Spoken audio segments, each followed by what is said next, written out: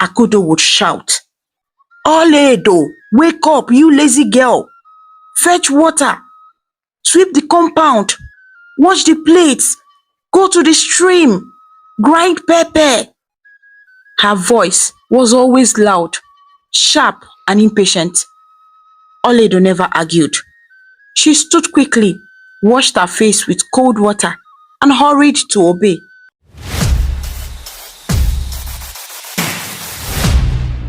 The morning sun rose gently over Osisioma Kingdom, spreading soft light across the red earth and waking the birds in the tall iroko trees. The village slowly came alive with the sound of women sweeping their compounds, children playing with small stones, and farmers sharpening their cutlasses before heading into the bush. The air smelled of fresh cassava, and smoke from early cooking fires slowly climbed into the sky.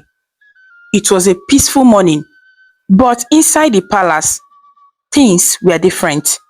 The king, Obi Ikechukwu, sat on his chair, staring at the ground. He held his staff of office in one hand and tapped it lightly on the floor, lost in deep thought. Anyone who saw the king that morning would know that something heavy weighed on his mind. The palace courtyard was clean and wide, with carved wooden pillars holding the roof. Guards dressed in red wrappers and beads stood at every gate, watching the entrance closely.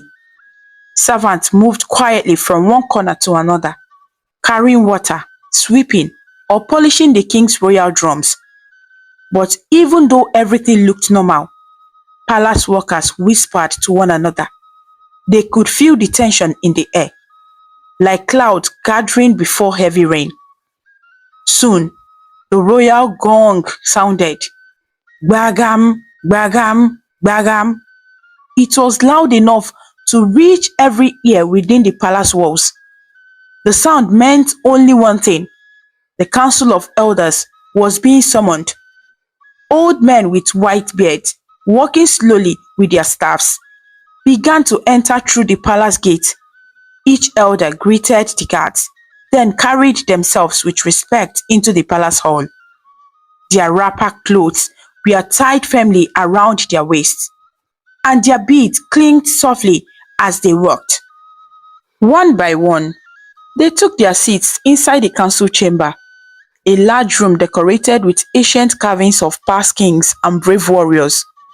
The smell of incense filled the air, and oil lamps hung on the walls, giving the room a golden glow.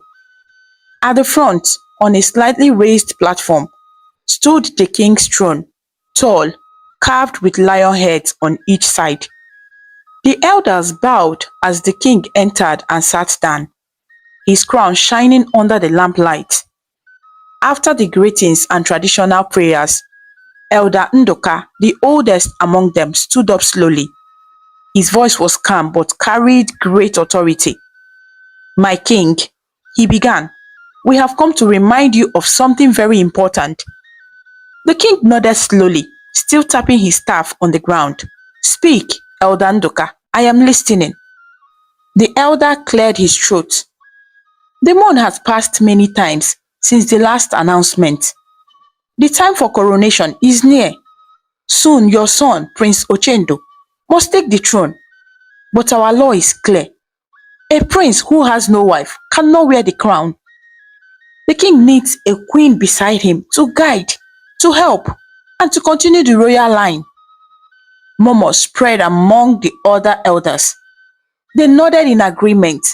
One elder added, a king must have a wife with a good heart, not just beauty, not just wealth, but humility and wisdom. The king let out a deep sigh. He knew they were right. Prince Ochendo was brave, strong, educated, and respected. But when it came to matters of the heart, he had delayed. Many princesses from rich lands had tried to win his hand. Some from far kingdoms sent gifts and sweet messages, but none of them touched his heart in the way he desired. The king finally raised his hand, signaling silence. I understand your concerns, I will speak to my son today. I do not want our kingdom to face shame. The laws of our fathers must be kept.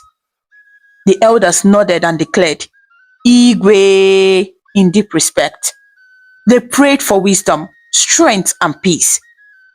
Then they slowly stood and left the hall, some leaning on their staffs as they walked, their shadows dancing behind them. When the last elder left, the king sat alone for a moment. He closed his eyes and breathed heavily. He was not only a king, he was also a father. He wanted his son to be happy. He wanted him to choose wisely, not in fear, and certainly not in haste. But time was no longer on their side. Later that afternoon, Prince Ochendo arrived at the palace after training with the royal guards. His body was strong, and sweat rolled down his face as he walked through the courtyard. He greeted everyone politely, from the warriors to the palace attendants. Many young women within the palace admired him from a distance. They whispered and giggled behind their palms. Some had dreams of becoming queen, but the prince never paid attention. His heart was deep, and his face sometimes carried a quiet sadness no one understood. A servant hurried to him. Your father calls you to the throne, your majesty. The prince wiped his face with a cloth and said, Very well. He walked into the palace hall, his footsteps echoing on the smooth floor. When he reached the throne, he knelt respectfully. My father, I am here. The king nodded. Rise, my son, sit with me. Prince Ochendo sat on a lower stool beside his father. For a moment, there was silence. Only the sound of distant drum beats from the village festival could be heard. The king finally spoke. Ochendo, my son, you know your coronation is near. The land of Osisioma waits.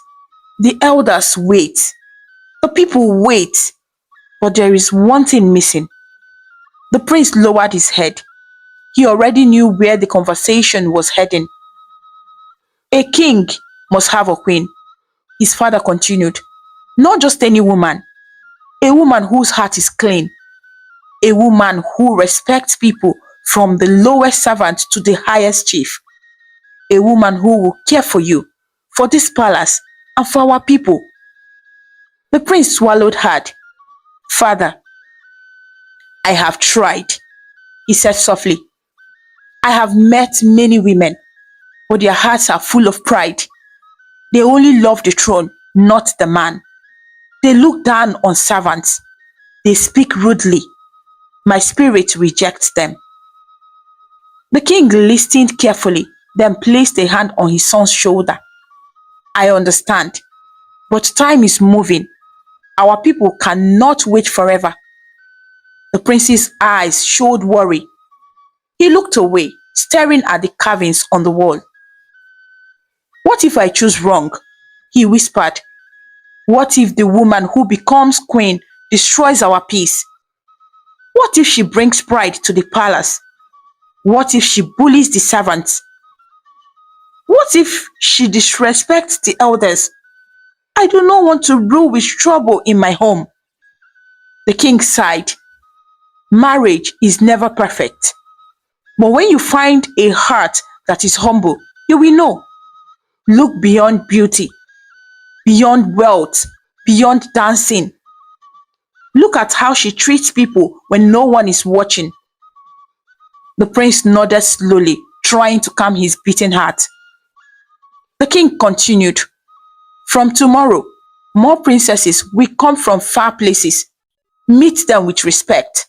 Ask them questions. Watch their actions. Your eyes must be sharp. Prince Ochendo agreed, but deep inside, fear sat like a stone in his stomach.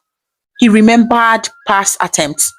The girl who shouted at servants, the one who refused to greet elders, and the one who loved only gold and jewelry. They all disappointed him. The king stood up and walked slowly to the balcony overlooking the kingdom. Prince Ochendo followed. From there, they could see the villagers walking, laughing, carrying farm produce, and fetching water. The king pointed and said, "A good queen loves these people. She protects the weak. She shares her wealth. She wipes tears. A queen is a mother, not a ruler with a hard hand." Prince Ochendo looked down at the people. Children ran barefoot, laughing and chasing chickens. Old women sat in small groups telling stories. Young men sharpened tools for farming. He felt deep love for them, but still, he felt empty. Where would he find a woman with such a pure heart? That night, after dinner, Prince Ochendo lay on his bed, staring at the ceiling. His room was large, with beautiful ornaments and royal clothes hanging from the walls, but none of these gave him peace. The moonlight came through the window, lighting his thoughtful face. He turned from side to side, but sleep refused to come. What if I never find the right woman? He thought. What if I disappoint my father? What if the people lose trust in me? He sighed deeply. Suddenly, there was a knock on his door. "My prince?" It was his closest friend, Obi. The prince sat up. "Come in." Obi entered, carrying a calabash of palm wine. He sat beside the prince and asked softly, "You are worried?" Prince Ochendo nodded. "My father spoke to me today. The time is near. I have no wife." Obi smiled gently. "Do not fear. Sometimes good things hide in places we do not expect. Open your eyes wider. Listen with your heart." The prince took a sip of palm wine and stared at the moon through the window. "But how will I know her?" Obi answered. "The one who truly loves you will see you even when you have nothing. She will respect you whether you are wearing royal beads or farm clothes. A real queen will not chase your crown. She will love your spirit." The prince slowly nodded. Obi's words entered his heart like medicine. After Obi left, Prince Ochendo stood by the window, looking at the moon hanging proudly above the palace roof. The night air was cool and quiet. Fireflies danced like tiny stars near the trees. The prince closed his eyes and whispered a simple prayer. "Spirits of our father, guide me. Help me find the right heart." The next day, the palace came alive with activity. Servants prepared extra chairs and decorated the guest hall with palm fronds and flowers. Word had spread across the land. Many princesses would be visiting. Some came with dancers, others arrived with gifts. They all smiled sweetly, spoke softly, and acted gentle in front of people. But when Prince Ochendo secretly watched from behind the curtain, he saw something different. One princess pushed a servant roughly for stepping on her foot. Another complained that the palace water was not clean enough. One even insulted the drummer for playing the wrong beat. Each time, the prince shook his head. No matter how beautiful their faces were, their hearts were sharp like broken bottles. Days passed. The palace grew busier, but the prince's worry grew deeper. Some elders began to whisper. Some warriors wandered quietly in the training fields. Even the market women talked while selling vegetables. Will our prince ever marry? Will there be a queen?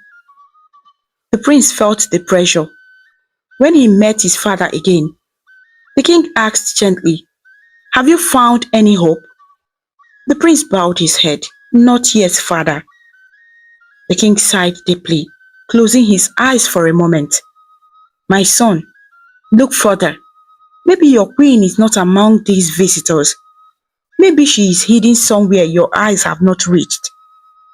Those words stayed in the prince's heart. That night, Prince Ochendo sat alone on a bench outside the palace. He watched the stars and listened to the distant sound of drums from villages far away. Suddenly, an idea formed inside his mind. An idea brave and risky. What if I leave the palace? What if I go far away and meet people who know nothing about my crown? What if I walk like a common man and see who treats me well without knowing I am a prince? His heart began to beat faster. Something inside him whispered, "Go!" But he said nothing yet. He closed his eyes and breathed slowly, letting the cool wind touch his face. Far away, a dog barked, a baby cried, a mother sang softly while rocking her child. The world was big. Somewhere out there, maybe someone was waiting for him. And as the moon climbed higher in the sky, the prince made a silent promise to himself. I will find her, no matter how far I must travel. The next morning, in Osisioma Kingdom began with excitement. The royal gong sounded again, and the villagers whispered among themselves. More princesses were visiting the palace to meet Prince Ochendo. Some came from nearby villages, while others traveled very far, crossing rivers and forests just for a chance to be the queen. The palace courtyard was busy. Servants swept the floor, washed chairs, and arranged calabashes of palm wine. Drummers beat softly for the arrival of guests. Colorful umbrellas decorated the walkway leading to the throne hall, and guards stood straight like carved statues. Prince Ochendo woke early and sat before his mirror. A servant brushed his hair, while another tied beads carefully around his waist. Even though everything looked fine on the outside, his heart felt heavy. He whispered a quiet prayer, hoping this day would bring at least one good woman. Soon, the first princess arrived. She came from Nkwere Kingdom.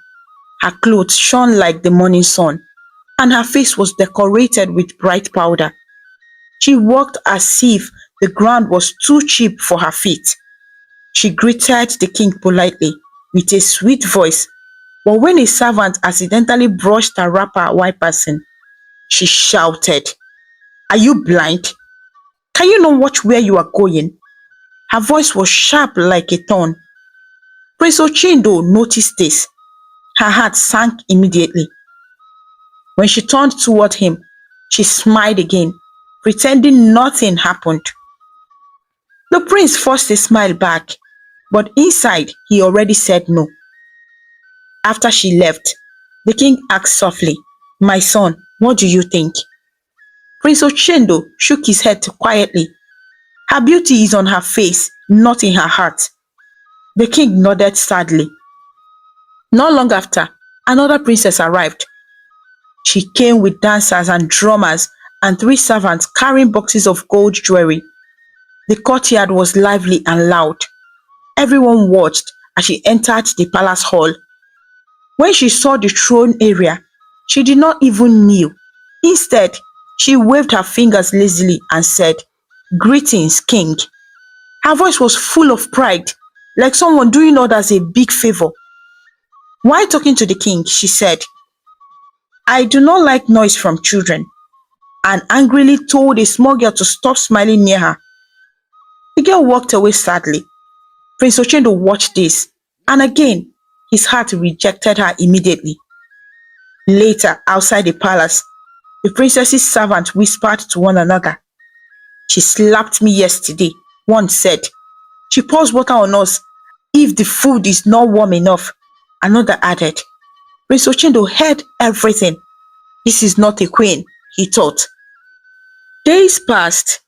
Each day, many princesses arrived, bringing different gifts: goats, wrappers, beads, bags of rice.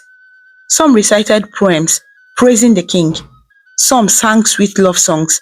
But no matter how beautiful their faces or how shiny their gifts, soon the truth always showed. One refused to carry her own plate. One insulted a guard because he opened the gate slowly. One refused to greet the oldest elder because she said he looked too old. Prince Ochendo watched and listened quietly. His heart ached. One afternoon, a princess from the Igbo Etiti arrived. She was very beautiful. Her smile was charming. and her steps were gentle. The king and the elders were pleased. Some servants even whispered, maybe this one will be queen. She sat beside Prince Ochendo for a little meal. But when a servant accidentally spilled a drop of soup on her wrapper, she screamed in anger and slapped the servant so hard that the entire hall went silent.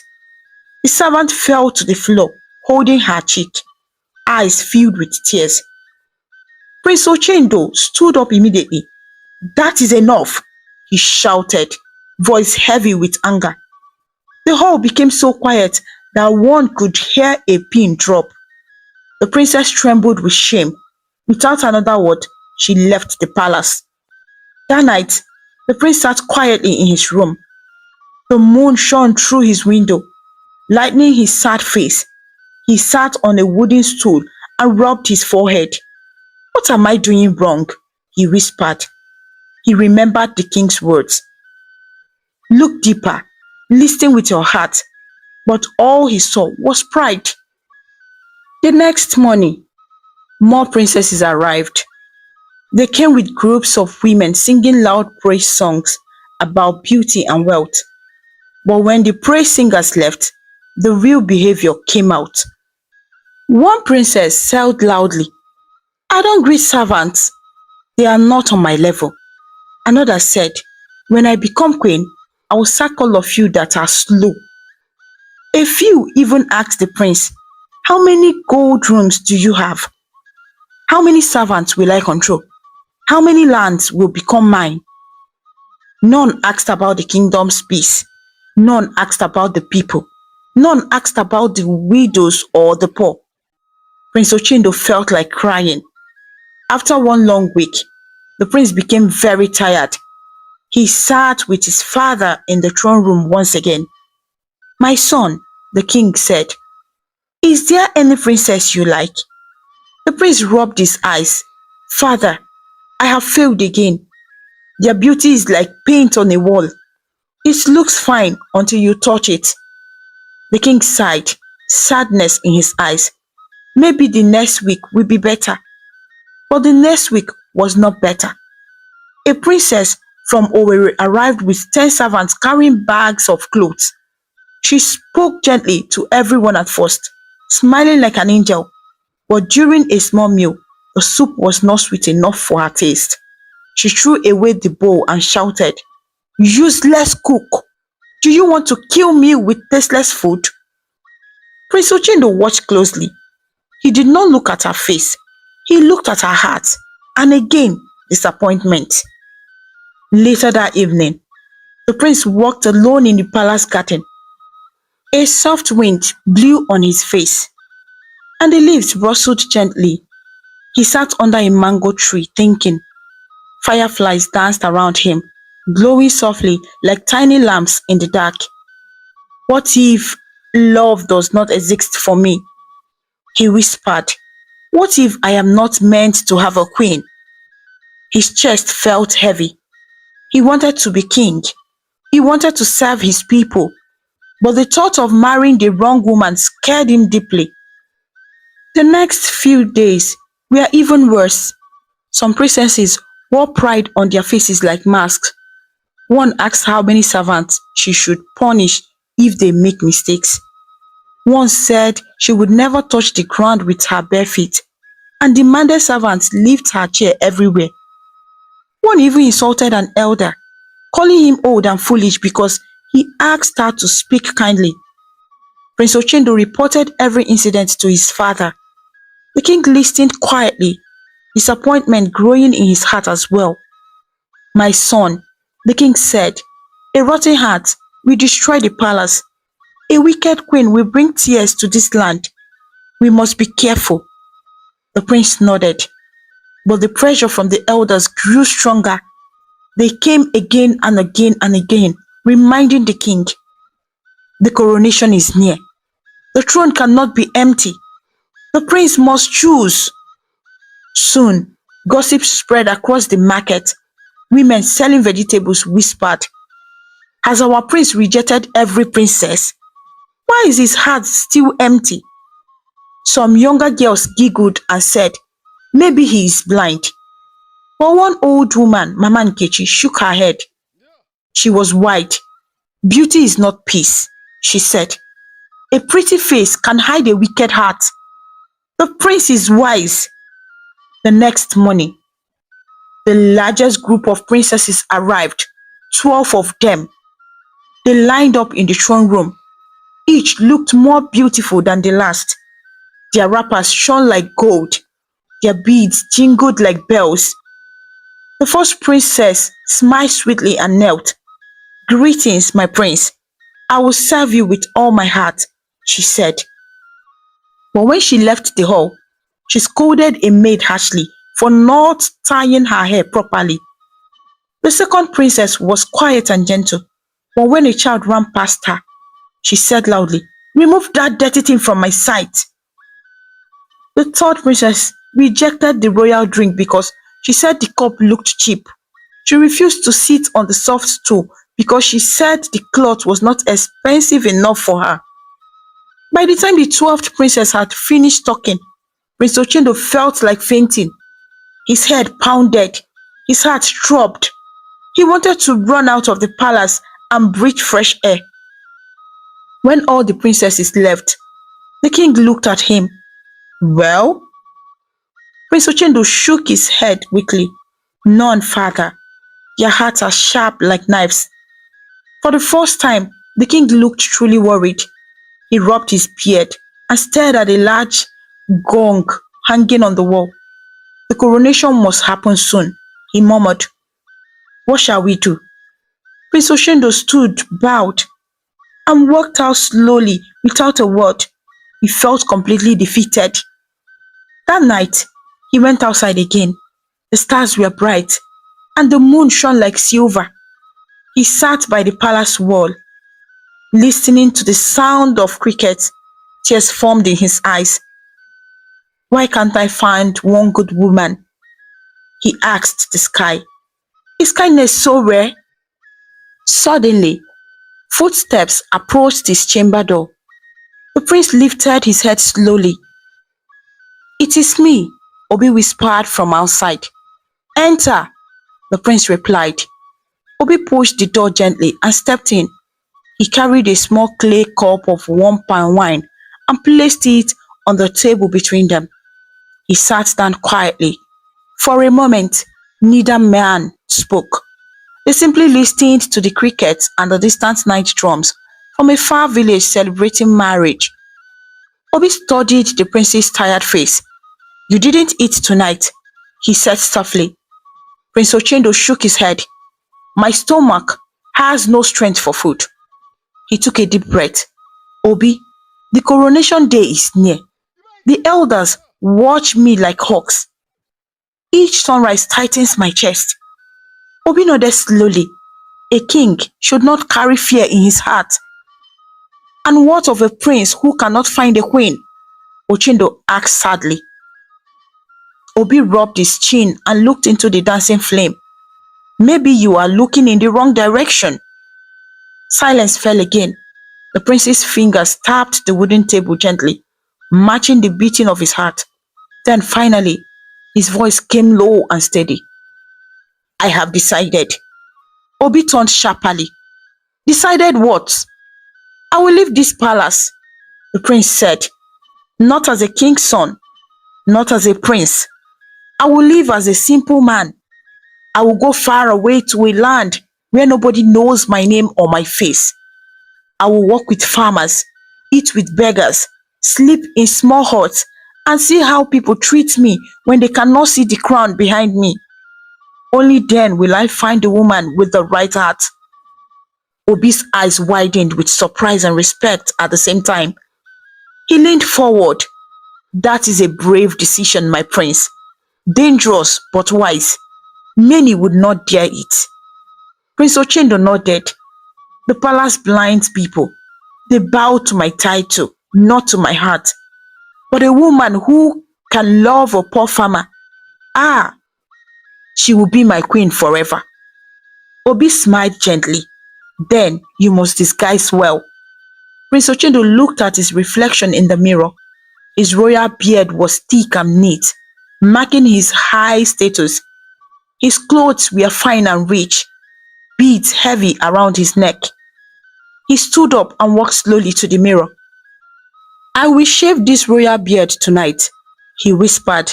No one will recognize me without it. Obi nodded. And your royal clothes, they are too clean, too beautiful. I will dress like a village laborer, the prince said. Rough clothes, dusty slippers, no jewels. Obi's smile widened. Perfect. And what of your crown? Prince Ochendo opened a small wooden box hidden under his bed. Inside lay a simple leather pouch. I will wrap the crown in cloth and keep it inside this pouch, he said. I will hide it deep in my travel bag. No one must ever see it until the right time comes. Obi's eyes shone with pride. You think carefully like a leader, Ochendo. The prince smiled weakly. Wisdom is nothing without courage. Then his smile faded again. But what of my father? I cannot live without speaking to him. Obi stood. Go to him.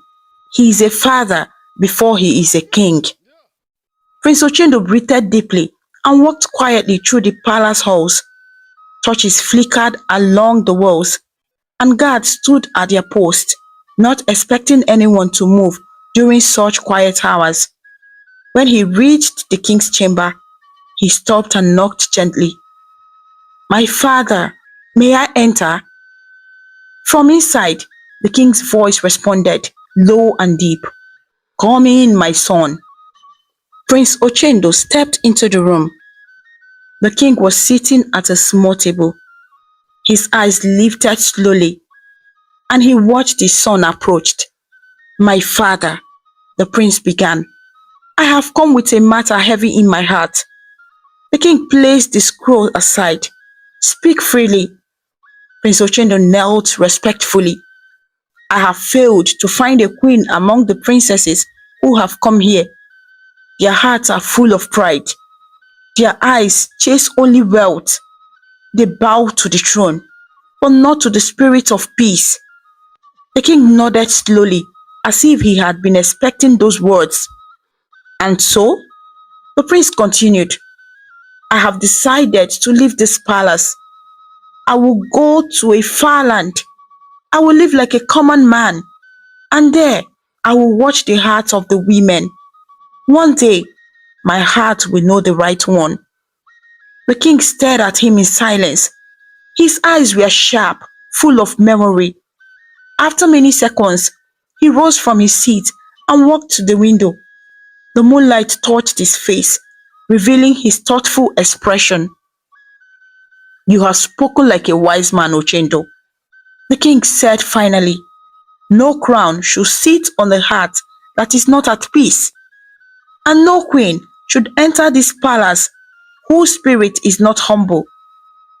If you disguise yourself, you will see the truth clearly. Prince Ochendo looked up with relief. So you agree? I do, the king replied, but you must live quietly. The elders must not know, or they will follow you and ruin your search. The prince bowed his head. Thank you, father.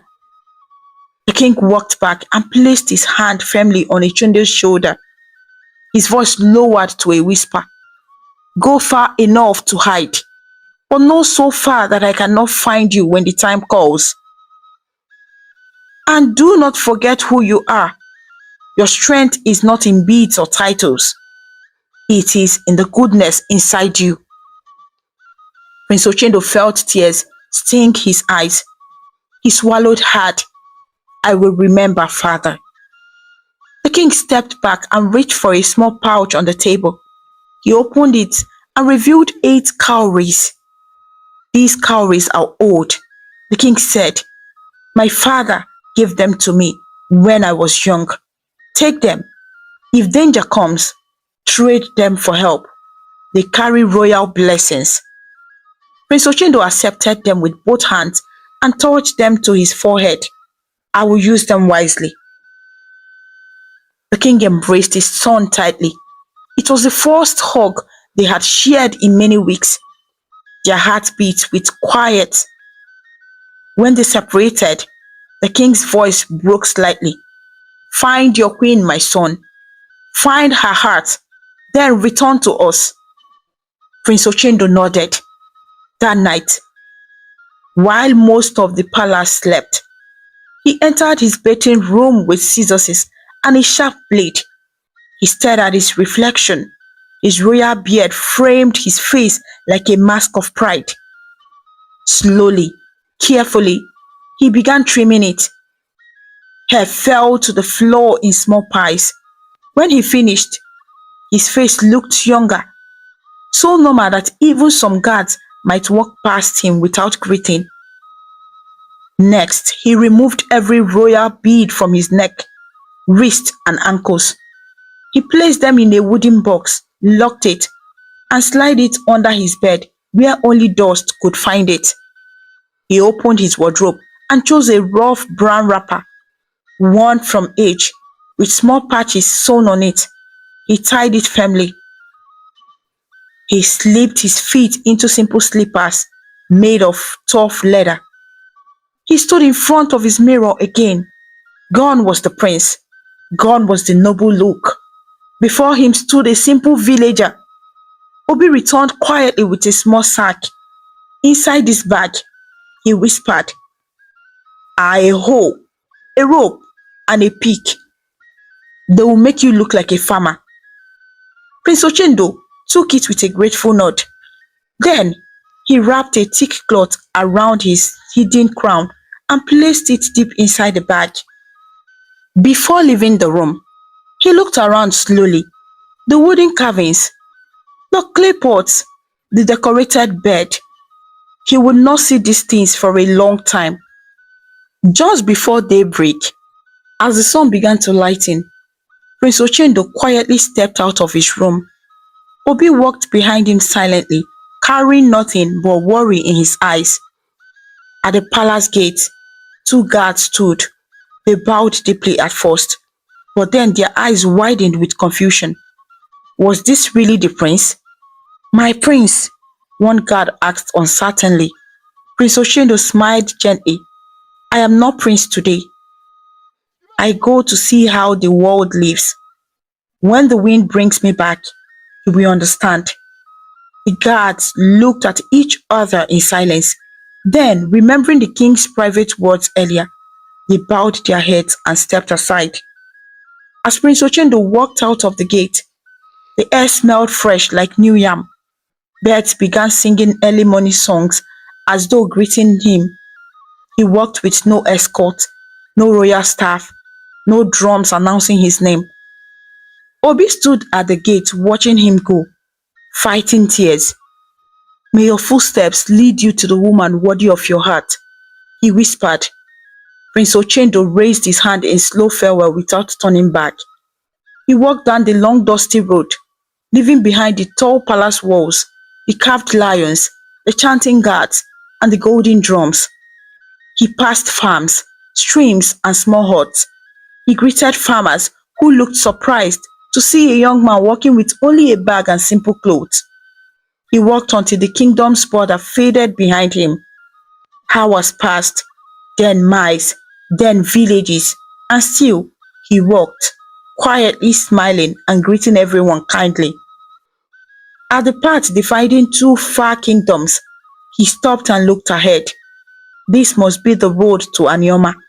He whispered to himself, "Let my destiny begin." The road leading to Anioma was long and dusty, stretching like a brown ribbon across open land. Prince Ochendo walked far for many hours, listening to the sound of his slippers crunching against dry soil. The morning sun slowly climbed into the sky and warmed his back. Birds followed him from tree to tree, singing songs as if they were guiding him forward. Small streams crossed his path, and when he became thirsty, he knelt, cupped his hands, and drank cold water straight from the flowing stream. It tasted clean and fresh like hope. As he continued, he passed traders carrying baskets of vegetables on their heads. Some had tired babies tied to their backs. They greeted him with gentle smiles and simple ndewo. Each time the disguised prince bowed his head deeply and responded, Ndewo, my sister. His voice was polite, and he never spoke with pride. By afternoon, he saw the tall palm trees standing at the entrance of a large settlement. The carved sign on a wooden post welcomed travelers. Welcome to Anioma Kingdom. At once, something stirred in the prince's heart. The air here felt different, warmer, peaceful, calm like water before sunrise. He walked slowly into the village. Children chased one another, laughing loudly. Women pounded yam in wooden mortars, their arms moving with strength and rhythm. Men repaired fishing nets, sharpened farm tools, and prepared to head into the bush. Smoke rose gently from several clay kitchens, bringing the sweet smell of roasted corn and fried plantain. Prince Ochendo's stomach rumbled. He had worked all day with little food.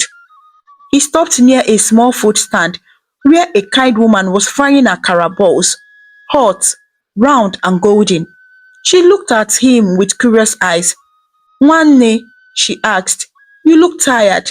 Are you passing through this land or looking for something?" Prince Ochendo smiled gently. "I am looking for work, Mama. I am new here." The woman studied him. His clothes were simple and his feet dusty, but his eyes held something deep and kind. "You have come to a good land," she said, "and we always need strong hands on the farm. Eat first." She placed two hot akara balls on a leaf and pushed them toward him. "How much, Mama?" he asked. She shook her head. "Just eat. You look hungry." Prince Ochendo bowed slightly in gratitude and ate slowly. The taste warmed his heart. Even at the palace, food never tasted this honest. After eating, he continued walking. Soon, he saw an open farmland at the edge of the village. A tall man with scars on his shoulders was shouting orders at young boys clearing bush. "Cut deeper, stack those branches neatly, and move faster. Lazy hands bring empty bellies." Prince Ochendo watched quietly. The man noticed him and frowned. "You, stranger, what do you want?" Prince Ochendo took a deep breath and spoke respectfully. "Good afternoon, sir. I am looking for work.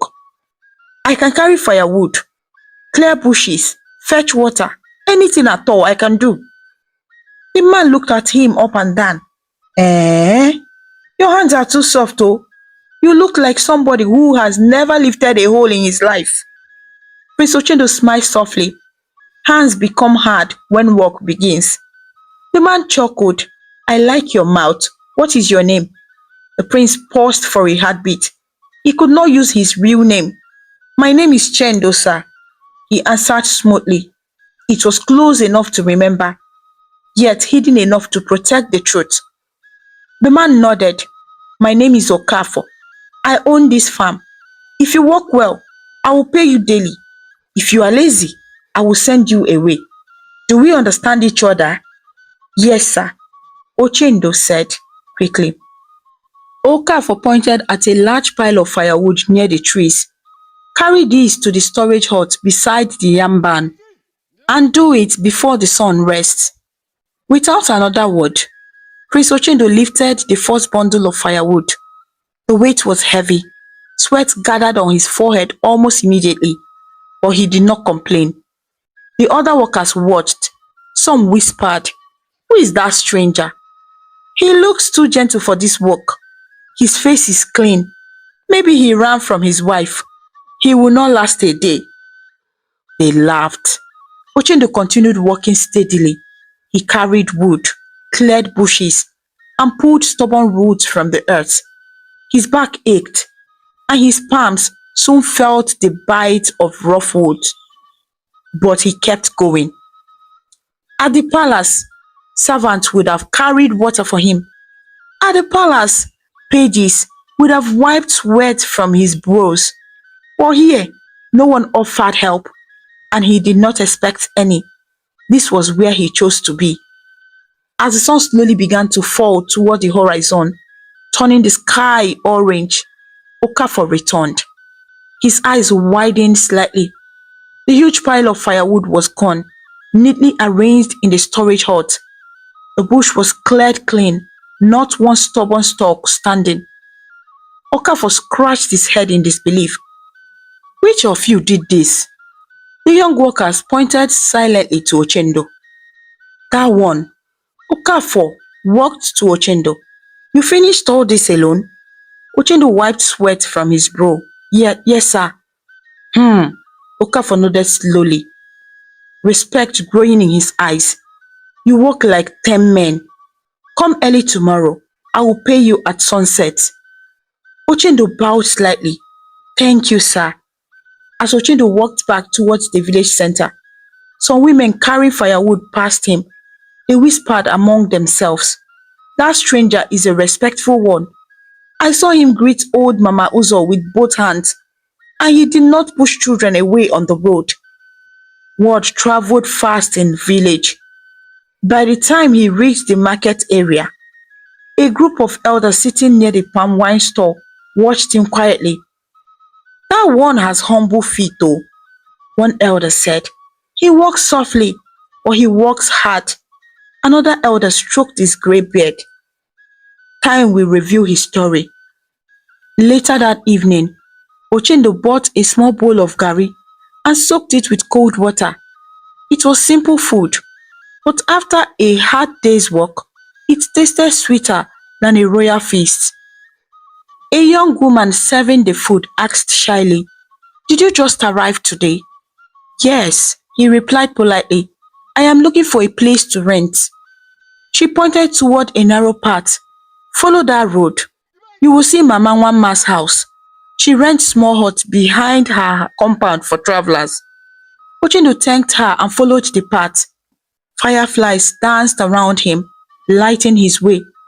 He soon reached the compound where an old woman sat peeling oranges. Good evening, Mama, he greeted respectfully. She looked up.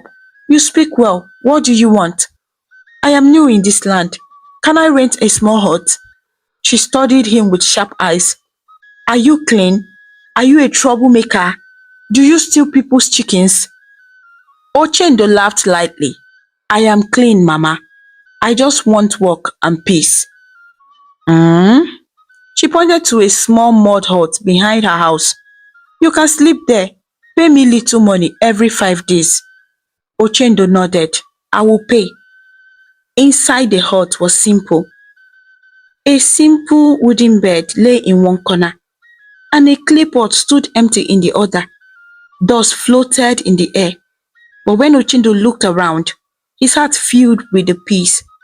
There was no gold, no drums, no servant rushing to obey his voice.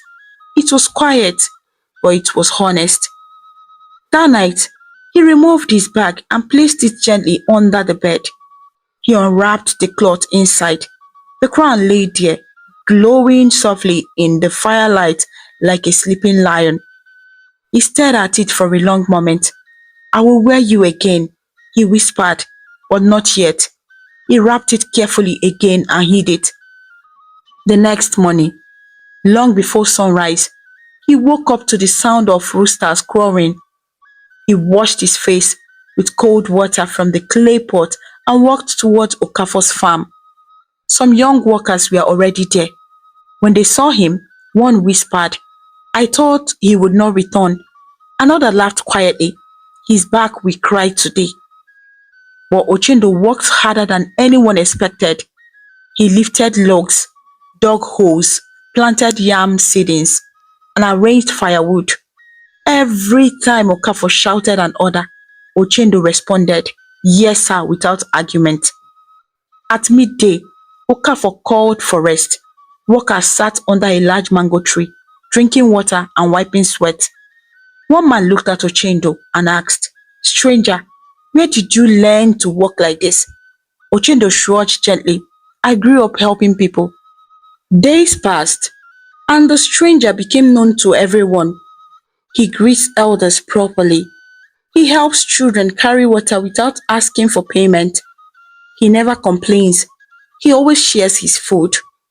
Women whispered about him in the market. Men nodded respectfully when he walked by. Even stubborn youths stopped their jokes and greeted him properly. One afternoon, after a hard day, Okafor called him aside. "You are not like other laborers," he said. "Your heart is humble." Ochendo smiled quietly. "Work makes a man strong." Okafor studied him more carefully. "Some people have eyes filled with pride, but your eyes, they look like someone who is searching for something." Ochendo looked away. "Maybe I am." Okafor nodded slowly. "Well, whatever you are searching for, may the ancestors guide you." Days turned to weeks. His palms grew calloused.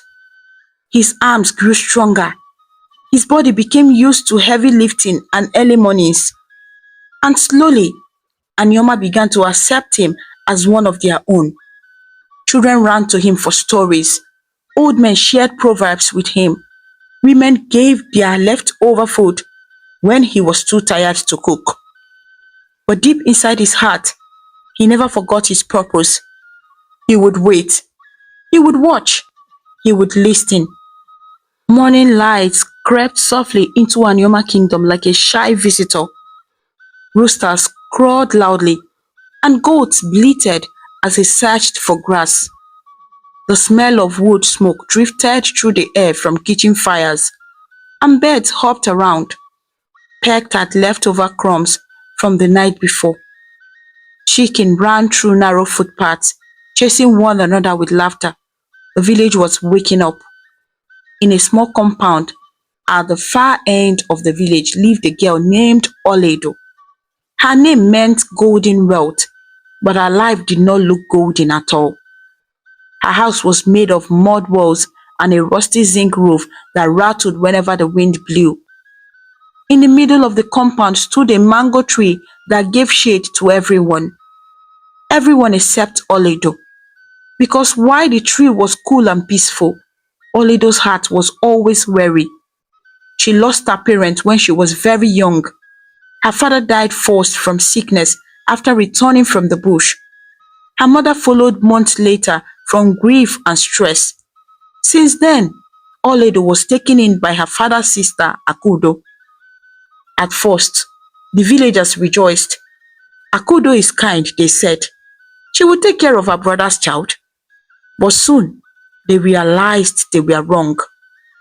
Akudo was a woman whose heart was sharp like a broken bottle. She had two daughters of her own, Ijoma and Akoma.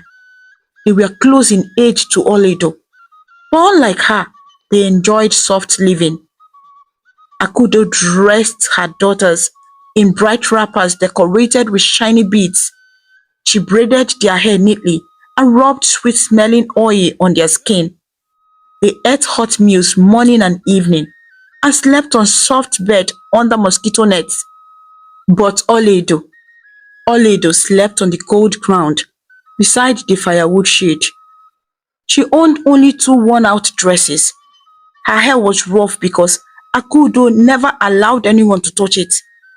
She ate only when food remained, and often that was nothing but cold garri soaked in water. At night, she shivered and hugged herself to keep warm. Every morning before sunrise, Akudo would shout, "Oledo, wake up, you lazy girl!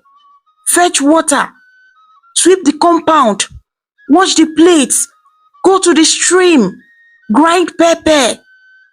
Her voice was always loud, sharp and impatient. Oledo never argued. She stood quickly, washed her face with cold water, and hurried to obey.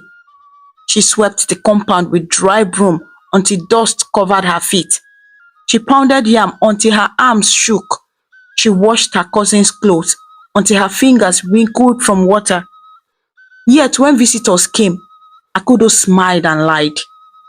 "Oledo is like my own child. I treat her no different." The visitors would nod and continue sipping palm wine, not knowing what happened behind closed doors. Many villagers suspected something was wrong, but Akudo knew how to hide her wickedness. She offered sweet smiles in public and bitter words in private. Ijoma and Akoma copied their mother's behavior. They walked around with pride and shook their heads like peacocks. When Oledo greeted them, they lifted their chins and pretended not to see her. Sometimes they purposely dirtied their clothes and shouted, Oledo, come and wash this now. If Oledo was slow, they slapped her. If she cried, they called her weak. But Oledo's heart remained soft. She wiped her tears quietly. She never insulted anyone. She believed the ancestors watched everything. Sometimes, when she sat under the mango tree alone, she whispered to the wind, if my parents can hear me, please help me be strong.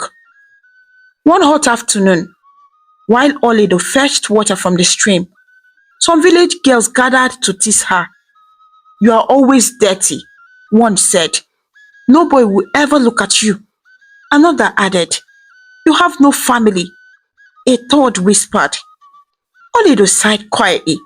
She did not answer. Instead, she adjusted her water pot and walked back home slowly. The girls laughed behind her. She reached the compound only to find Akudo waiting with hands on her waist. You foolish child, why are you so slow? My daughters are hungry. Do you want them to suffer? Poor Oledo went straight to the kitchen. She cooked quickly, making sure the soup had enough pepper and salt. When she presented the plate to Ijoma and Akoma, they pushed them away. This soup is too hot. This meat is too small. One threw her plate on the ground, splashing soup on Oledo's legs. Ouch! She cried, jumping back. Akudo rushed in, saw the spilled soup, and slapped Oledo instantly. You waste food, stupid orphan. The blow knocked Oledo to the ground. Tears filled her eyes, but she held them firmly. Inside her chest, she whispered, I must not be bitter. That night, after everyone slept, she sat quietly beside the dying fire. She could hear distant drums from another village. She hugged her knees and stared into the glowing embers. She missed her mother's hands braiding her hair. She missed her father's laugh. She missed warm evenings full of love.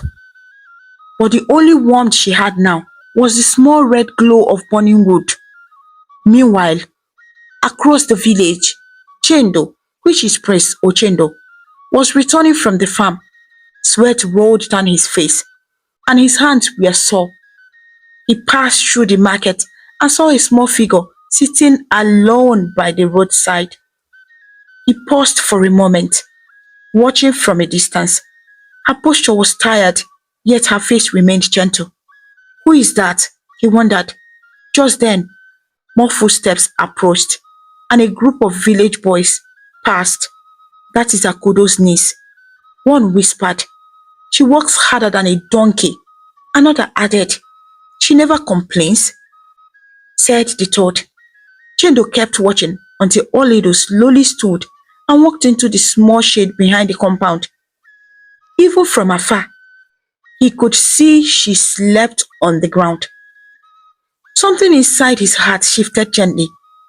The next morning, Oledo woke before the crow of the rooster.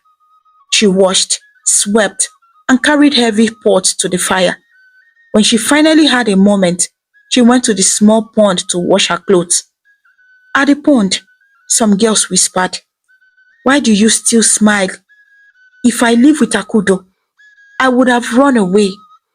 Oledo looked at her reflection in the water and said softly, my mother taught me that wickedness breaks only itself. I will not let it live inside me. Her answer surprised them. They became quiet. Oledo carried her wet clothes back to the compound. Just as she spread them on the clothesline, Akudo's voice thundered again. Oledo, go and fetch firewood. We need enough for tonight's soup, or you will sleep hungry. Oledo lifted a basket and hurried into the forest. The path was narrow, filled with dried leaves that cracked under her feet. She gathered sticks and tied them into a bundle. It was heavy, and her back bent as she lifted it. Suddenly, she lost balance and stumbled. Before she hit the ground, a strong hand grabbed her arm. It was Chendo. You should be careful, he said softly. Olido's eyes widened with surprise and embarrassment. I am sorry, she whispered. No need to be sorry, he replied calmly. Let me help you. Before she could protest, he took half of the bundle and placed it on his shoulder. He smiled gently, and together they walked towards the village. They said very few words, yet something peaceful hung in the air between them. When they reached Akudo's compound, Ijoma and Akoma were sitting on the stools, painting their nails with crushed berries. When they saw Chendo, their eyes scanned his simple clothes, their noses wrinkled. Poor farmer, Ijoma muttered. He smells like rotten wood, Akudo added loudly. Akudo hurried out, saw him helping Oledo, and scoffed. Oledo, so you now carry firewood with useless men. Look at him. Does he not look hungry? Chendo bowed slightly. Good evening, ma. Akudo hissed and turned her back. Mr. Man, drop the firewood and leave my compound. I do not want my daughters talking to farmers. Chendo placed the wood down quietly. Thank you, he said to Oledo, then walked away with calm dignity. When he left, Akudo grabbed Oledo by the arm. Do not bring shame here. If you like, go and marry that poverty-stricken boy. He is not my business. She shoved Oledo hard. Akoma and Ijoma laughed loudly. Oledo felt pain on her wrist, but she did not speak. She simply walked to the kitchen and continued her chores. Meanwhile, Chendo reached the road, but he stopped and looked back at the compound. He whispered to himself, that girl's heart is gentle, but she suffers. The next day, workers at the farm noticed that Chendo was quieter than usual. He cleared bush with extra strength, as if trying to push away worry. Okafor, the farm owner, approached and asked, Your mind is heavy today. What troubles you? Chendo shook his head lightly. Nothing, sir. Or inside, he thought of Olido's silent tears. At sunset, when he returned to the market, he saw her again, carrying water, limping slightly from tiredness. Her cousin stood nearby, laughing at a rich boy who promised them sugar and clothes. Oledo looked at them from a distance and smiled softly. Not jealous, only lonely. That night, she slept with an empty stomach. Akudo had eaten the last piece of meat with her daughters. Still, before closing her eyes, Oledo whispered, Thank you, ancestors, for today. Even hunger could not kill her gratitude. Days turned to weeks. Chendo watched her from afar, learning quietly. She greeted elders properly. She comforted crying children. She shared leftover food with street dogs. She never insulted anyone. Her beauty was not painted. It was hidden in her heart. One rainy afternoon, while everyone ran indoors, Oledo hurried to cover her cousin's clothes. She forgot her own only dress on the line, and rain soaked it completely.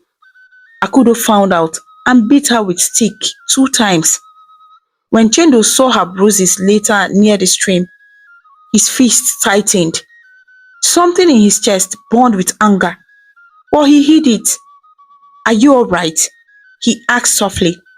Oledo nodded weakly. It's nothing. He knew it was not nothing, but he also knew gentle hearts often suffer quietly. One old woman watching from her window whispered to herself, That girl carries sorrow like firewood, silently. Truly, her heart is gold. Soon, the whole village spoke softly of her kindness. She never complains. She works harder than anyone. She forgives too easily. She is respectful. But Akudo's daughter only grew more jealous each time someone praised Olaudu. She thinks she's a saint, Ijoma hissed. Let's see how far her goodness will take her. Akoma sneered. Anioma woke up with excitement. The air was full of whispers. The sacred drummers had arrived at the village center in the early hours of the morning, beating their drums softly like distant thunder. Their rhythms called the ancestors to attention. It was the day of the masquerade festival, the oldest tradition in the kingdom, celebrated once every 5 years. The elders said on this day, the spirits of ancient warriors walked freely among the people, wearing carved wooden masks decorated with feathers and clay. The law was clear. No woman must step outside when the masquerades begin to dance. Women must stay indoors. Doors locked, windows covered. Only men were allowed to witness the fearsome spirits. Anyone who disobeyed faced consequences, sometimes spiritual, sometimes physical. Even foolish children knew to hide. But Akudo's heart that morning was sharp and dark. She sat on a wooden stool, chewing kola nut, watching Oledo sweep the compound. Ijeoma and Akoma were busy tying bright wrappers around their waist. They were excited, not for tradition, but because they loved to stand near the palace square and act like royalty. Oledo, on the other hand, cleaned quickly. She wanted to finish everything before the drums started. She knew the rule. She didn't want trouble. Her hands moved faster, sweeping leaves into piles. Soon, the low gong echoed 3 times across the land. Bagam, bagam, bagam. Men cheered. Dogs barked in fright. Birds took flight from trees' branches. The ceremony had begun. Drums exploded loudly. Ta ta ta ta, boom boom boom boom. They echoed like heartbeats of the earth. The masked spirits began to appear, dressed in raffia skirts and long carved masks. Their eyes glowed with chalk and charcoal. They spun around. Children peeked through cracks in the walls and screamed in fear and excitement. At the sound of the drums, Oledo rushed inside and closed the door. Her heart beat fast. She whispered a quick prayer for safety, but Akudo soon called out sharply, Oledo, come here! Oledo opened the door a little and stepped into the compound, careful not to go near the entrance. Yes, auntie, she asked quietly. Akudo stood with her arms folded. There was a strange smile on her lips. I need firewood. Oledo blinked. Auntie, today is the masquerade festival. Women are not allowed to go outside. Akudo hissed loudly. Are you deaf? Do you want to starve my daughters? Who will cook soup if we run out of firewood? But the elders said the bush is dangerous today. Oledo whispered. Akudo stepped forward, her eyes cold. Take that machete. Go deep into the forest. Not the small stick near the path. Those ones burn too fast. Oledo froze. Deep inside the forest? Today? Her hand shook. Please, auntie. Maybe one of the boys can get it later. I can cook with what we have. Before she finished, Akudo slapped her so hard that her cheek burned. Lazy orphan, always complaining. You want to sit in my house and eat free food, Abi? Ijeoma and Akoma snickered from the doorway.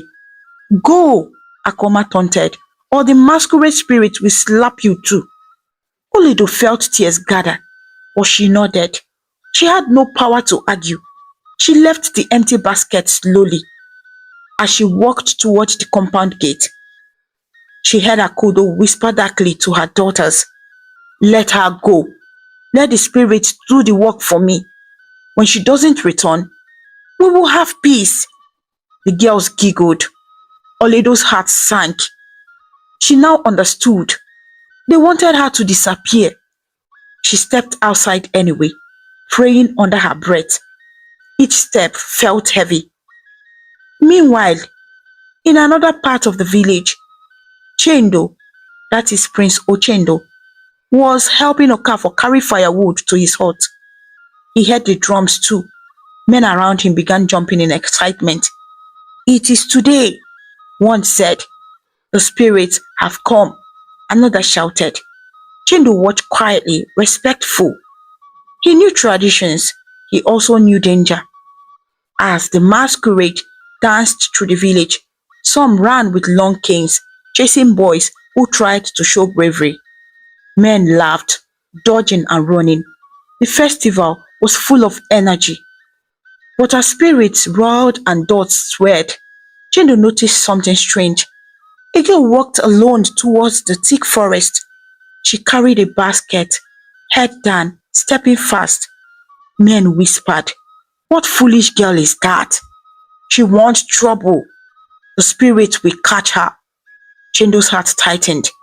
The clothes looked familiar. The small one wrapper, the thin arms. It looks like Oledo, he said quietly.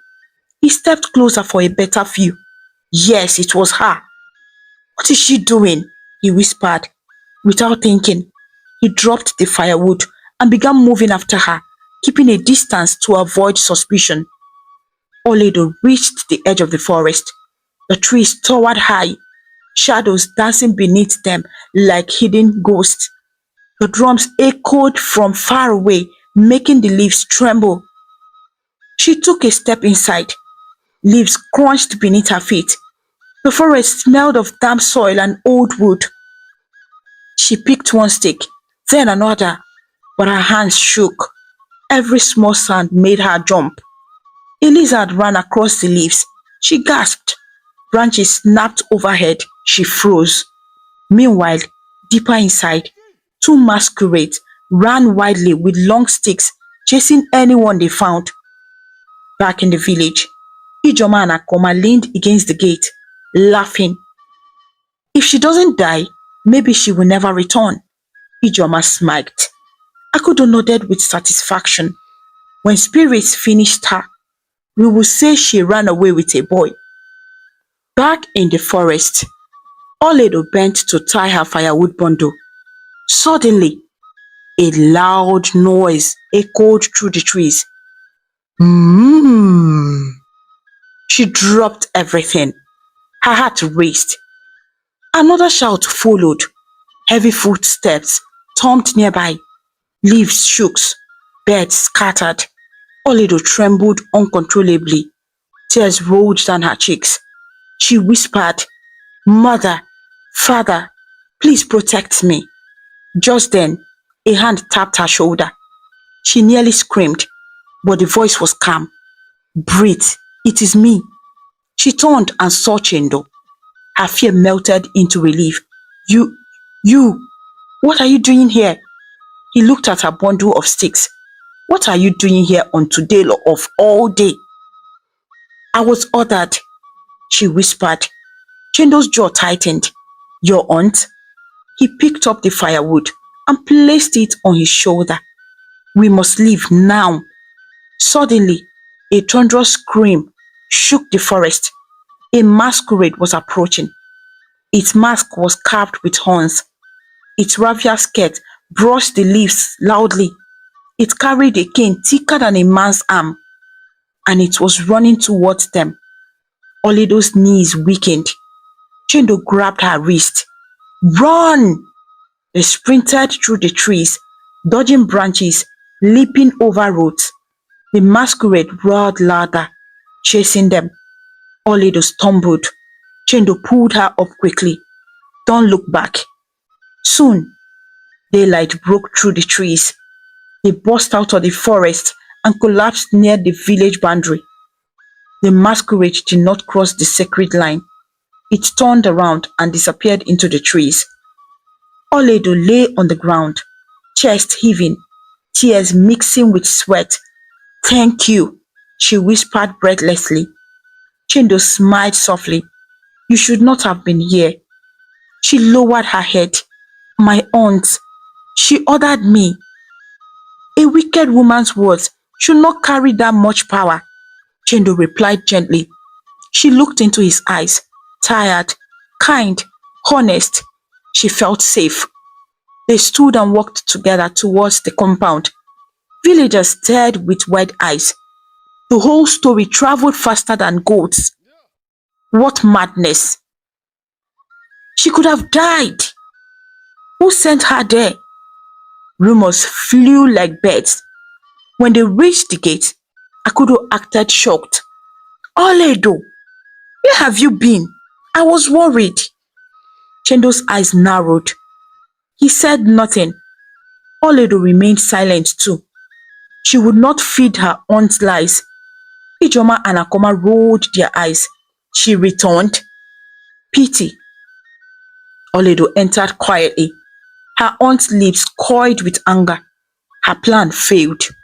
Chendo walked away, but as he turned, he noticed a small cut on Oledo's knees. His heart tightened.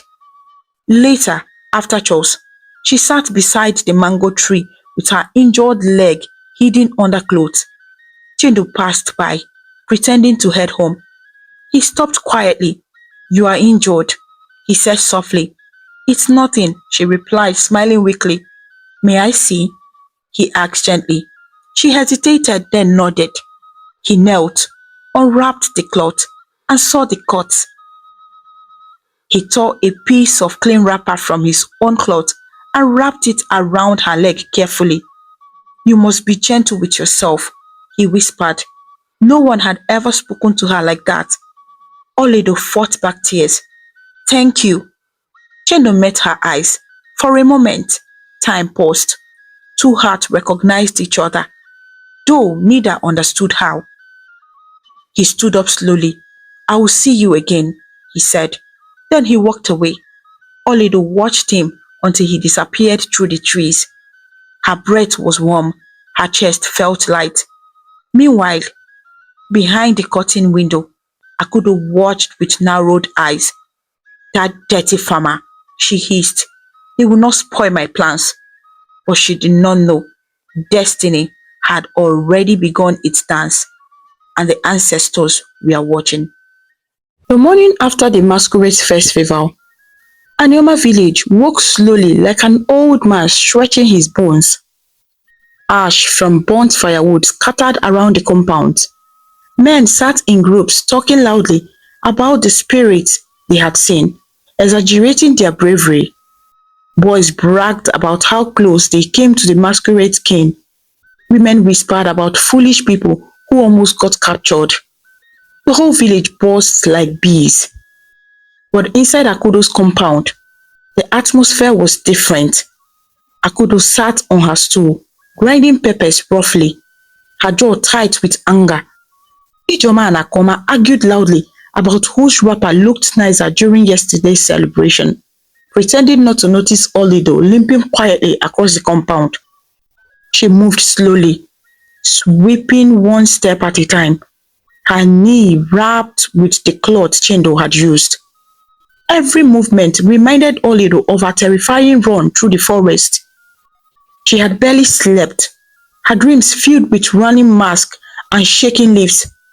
But despite the fear, there was something else in her chest, something warm like morning tea. Chendo's gentle voice, his calm smile, the way he held her wrist firmly when she stumbled.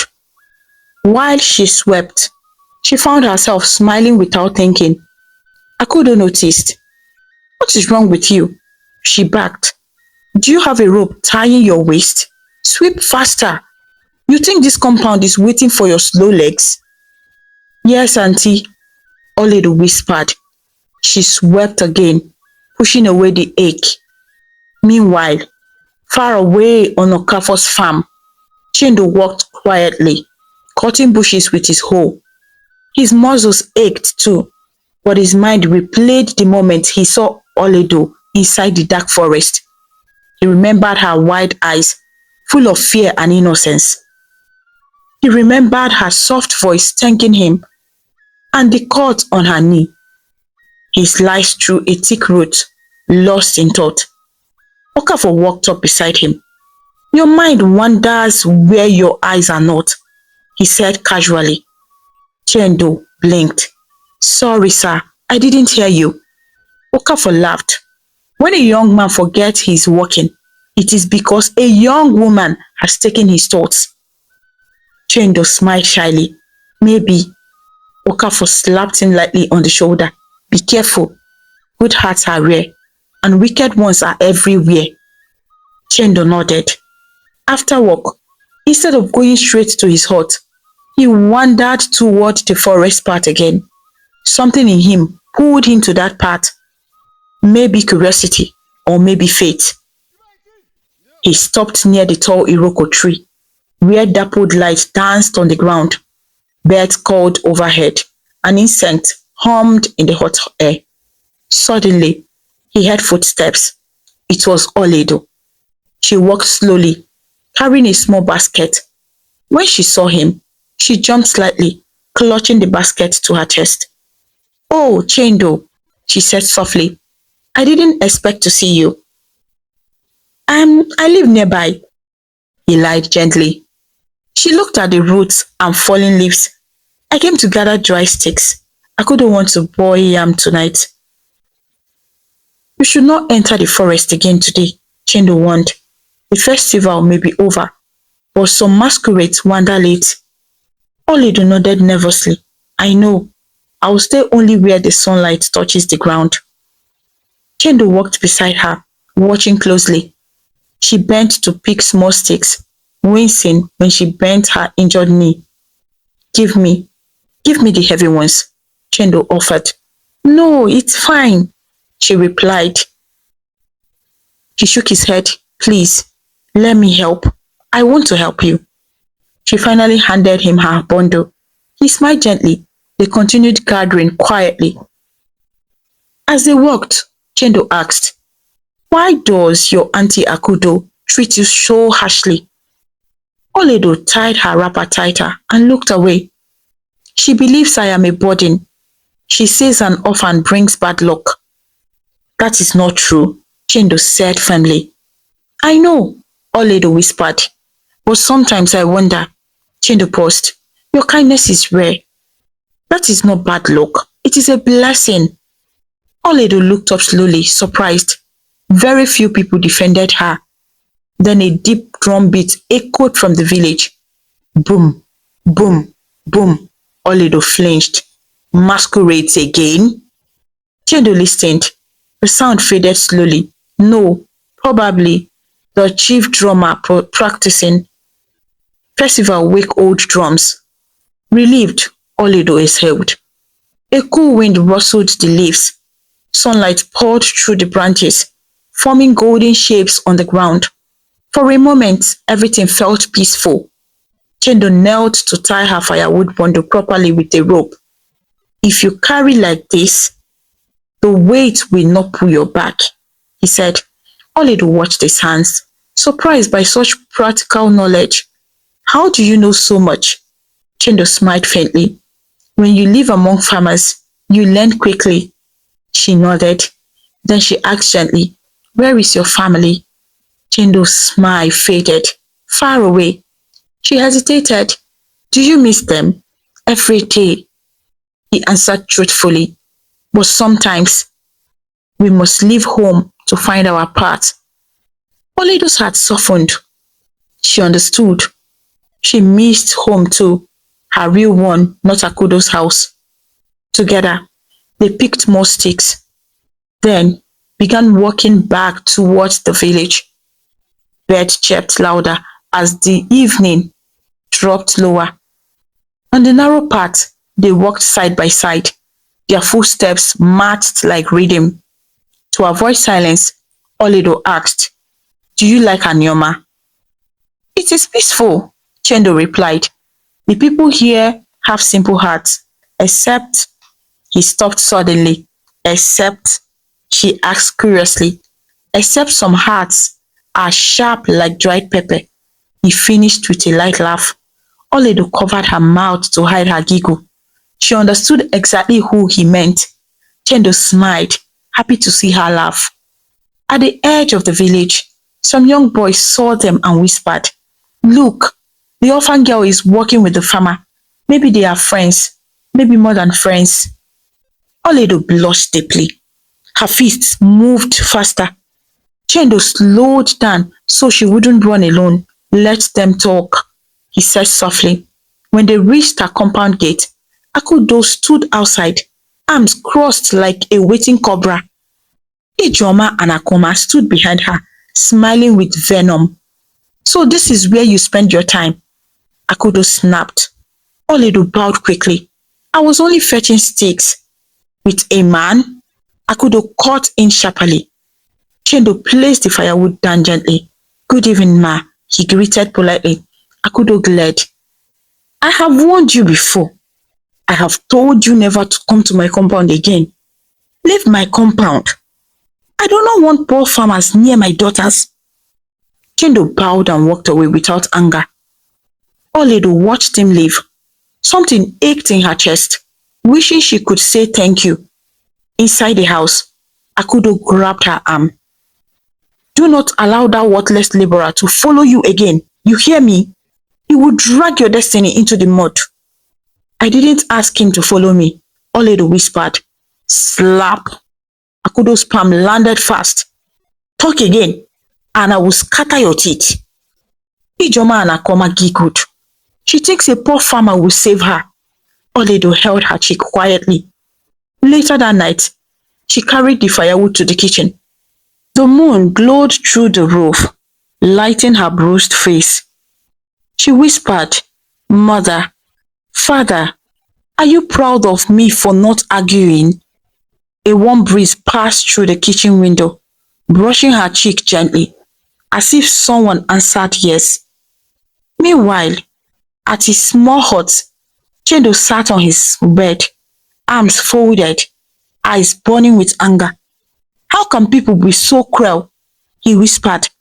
How can a heart beat without kindness? He closed his eyes and saw Oledo's gentle smile, her quiet strength, her bravery in the forest. His chest warmed. The next morning, villagers gathered again, talking loudly. They had seen Chendo run from the masquerade with Oledo the day before. Rumors spread like wildfire. I heard she almost died. The farmer saved her. Maybe the spirit sent him. Akudo overheard and hissed. The boy has sweet luck, but he will not taste my daughters. At the market, Chendo helped an old woman lift her firewood bundle onto her head. His strength and humility spread his name faster. He respects elders. He works harder than any boy. He never insults anyone. Women whispered, he will make a good husband if he finds a good wife. Men nodded too. He is a strong and calm man. He is very rare. But the moment his shadow passed, people saw his eyes drift toward Akudo's compound, searching for one face. That afternoon, Oledo walked to the stream to wash plates. She balanced a clay pot on her head and moved carefully along the narrow path. A goat bleated behind her, making her jump. Chendo appeared from around the corner. You are still afraid of goats? He teased gently. Oledo laughed softly. Goats have wicked eyes. I have never heard such a proverb. Chendo chuckled. Goats see everything, or they judge you silently. Oledo tilted her head. Both. They laughed together, louder this time. A few women passing, both smiled secretly. Something sweet filled the air. At the stream, Chendo helped her rinse heavy plates. He splashed water lightly on her hand. She gasped and splashed him back. For a moment, they were just two young people, laughing, playing, forgetting their burdens.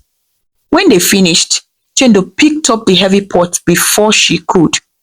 You have done enough work for 10 people, he said. Let me carry this. Oledo's eyes softened gracefully. Thank you. They walked back slowly, talking like old friends. Chendo asked, do you have dreams? Oledo stared at the sky. I dream of peace. I dream of a home where nobody raises a hand to hurt me. A place where I am loved, not tolerated. Chendo swallowed hard. His eyes grew wet. He wanted to promise her that place. Instead, he said softly, "You deserve those dreams." They reached the compound again. Akudo was at the doorway, frowning as usual. But this time, something uncertain flickered in her eyes. Oledo took the pot gently. "Goodbye," she whispered. "I will see you," Chendo said, smiling. Not maybe, not someday. He would find her again. That was certain. He walked away. But halfway down the path, he looked back. Oledo watched him from the gate. Their eyes met. Two souls breathed softly. Then Chendo turned the corner and disappeared. Oledo felt her chest flutter, a feeling she had never known. A small spark of hope. Behind her, Akudo hissed softly, unseen. This must stop. But destiny has already fastened its ropes together, and the ancestors were already smiling. The sun hung over above Anyoma that day, burning so brightly that even the palm leaves coiled inward for shade. Children rested under mango trees sucking roasted corn.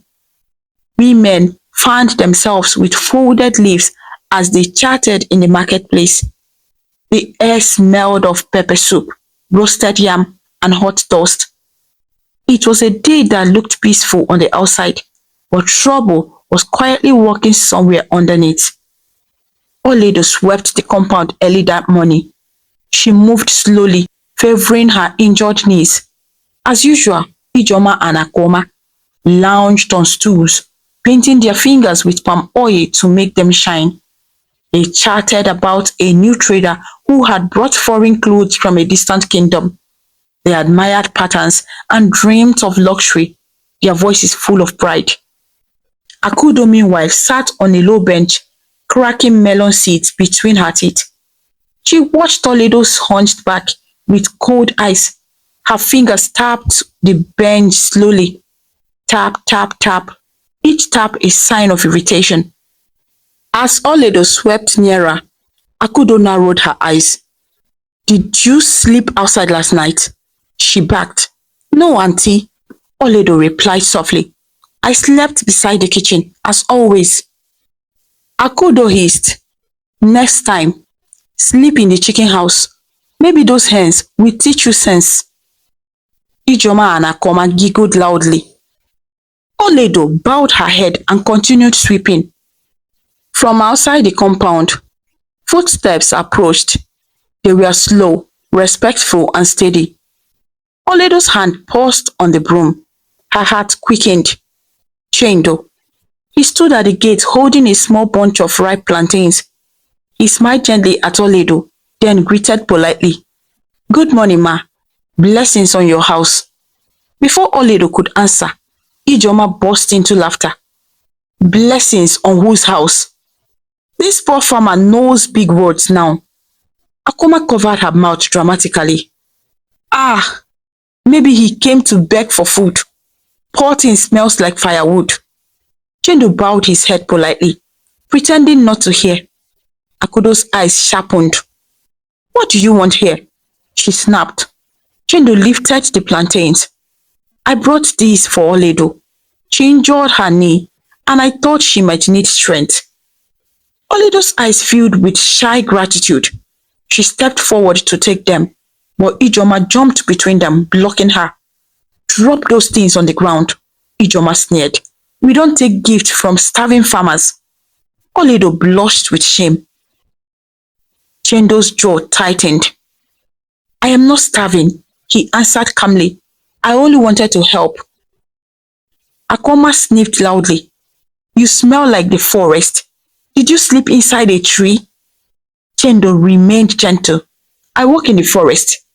Honest work smells like earth, not perfume." For a brief second, Oledo smiled. She admired his patience. But Akudo rolled off her bench and stormed forward. Her wrapper swished angrily. "You useless boy," she shouted. "Are you trying to trap my niece? Because you see her sweeping and working hard, you think you have found a wife." Chendo held his calm. "I have no intention to trap anyone. I only respect her kindness." "Oh, respect." Akudo mocked. Respect won't build a house. Respect won't buy wrappers. Respect won't fetch oil or salt. Ijoma chimed in proudly. When we marry, we will wear silk and jewels. Akoma added, we will walk into palaces, not dirty farms. Akudo pointed a crooked finger at Chendo. Who will marry you? Look at your hands, blisters everywhere. Look at your slippers, broken. Look at your clothes, patched. If Olido want to follow you, you should carry her load and go die in poverty with you. Olido gasped softly. Tears stung her eyes. She tried to speak, but fear chained her tongue. Chendo's heart tightened. He swallowed hard. He could have shouted, could have cursed, could have argued. Instead, he bent low politely. It is wrong to measure a man by his clothes. He said softly, a ripped wrapper does not mean a torn heart. Akudo coughed and slapped the plantain onto the ground. Dust flew. The yellow fruits rolled everywhere. Take your petty gifts and leave my compound. Olido bent quickly to pick them, but Ijoma kicked one aside. Leave it. Let goats eat it. Akoma stepped toward Chendo, eyes full of mockery. Go and clear bush somewhere. This is not your level. The words hit like stones. Neighbors walking by slowed their steps, watching silently. Some shook their heads, some whispered, that woman's mouth is dangerous. Why insult a man bringing food? The girl is humble. She doesn't deserve this. But no one dared speak loudly. Chendo breathed slowly. Then he looked straight into Oledo's eyes. You are strong, he whispered, quietly enough for only her to hear. Do not let their words break you. Oledo's eyes filled with tears, not from pain, but from relief. Someone saw her. Akudo threw her head back. Oya, go. Go before I pour hot water on you. Chendo bowed again out of respect to the ancestors, never to her cruelty. Then he turned. He stepped out of the compound, leaving footprints in the red sand. Oledo watched him leave. Her chest felt hollow. As soon as he disappeared around the corner, Akudo grabbed Oledo's wrist roughly. So you now collect gifts from strange men. Are you desperate to marry into poverty? I was not, Oledo began, but slap. The sound echoed through the compound. Ijoma and Akoma clapped happily. Akudo hissed, if you ever speak to that farmer again, I will throw you out. My daughters will marry rich, powerful men, not farm boys who cracked heels. Oledo pressed her cheek and blinked back tears. The hours passed. She cooked, washed, swept, fetched water, and pounded cassava, all while her heart felt heavy. She kept replaying the scene, how Chendo stood calmly, how insults fell from every direction, how he swallowed pain with dignity.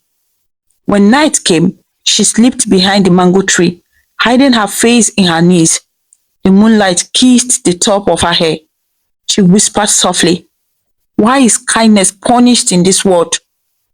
Meanwhile, far away in the village, Chendo sat outside his hut, staring at the sky. The moon looked like a silver coin balancing on the black cloth. Crickets sang. Leaves rustled quietly. He whispered, must good hearts always suffer? He replayed everything, the laughter, the insults, the slap sound, the shame. His fist clenched, then slowly relaxed. I must be patient, he said. If I react with anger, I become like them. An old neighbor passed by and paused. You look troubled, Chendo, the elder said. Chendo forced a smile. My heart witnessed something painful today. The elder nodded knowingly. The world sometimes throws stones at soft hearts, but soft hearts break stones quietly.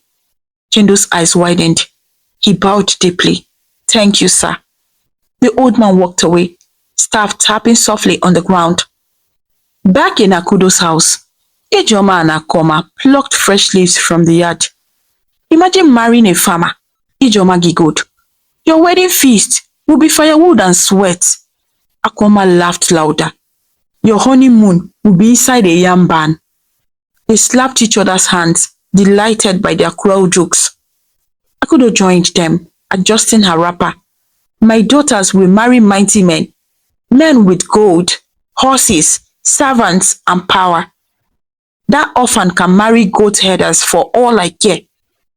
Inside the kitchen, Oledo sliced vegetables quietly. Her hands shook. One tear dropped into the bowl. That night, after everyone slept, she tiptoed outside. The night air was cool, and fireflies blinked in the dark. She sat on the cold ground, her cheeks still stung. Suddenly, a voice whispered from the shadows, Are you all right? She looked up quietly. It was Chendo. I am sorry, he said softly. I did not come to cause trouble. Olido wiped her tears. It's not your fault. He sat beside her, leaving respectful space. My aunt says I should die in poverty with you. She said bitterly. Chendo's heart twisted. You deserve a future brighter than gold. But what if I never leave this place? She whispered. You will, he said firmly. Wickedness never lasts. Look at the sun.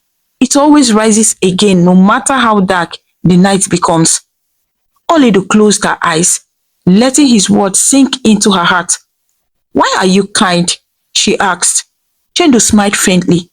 Because I have seen kingdoms fall when kindness dies. She looked at him curiously. You speak like someone who has seen much.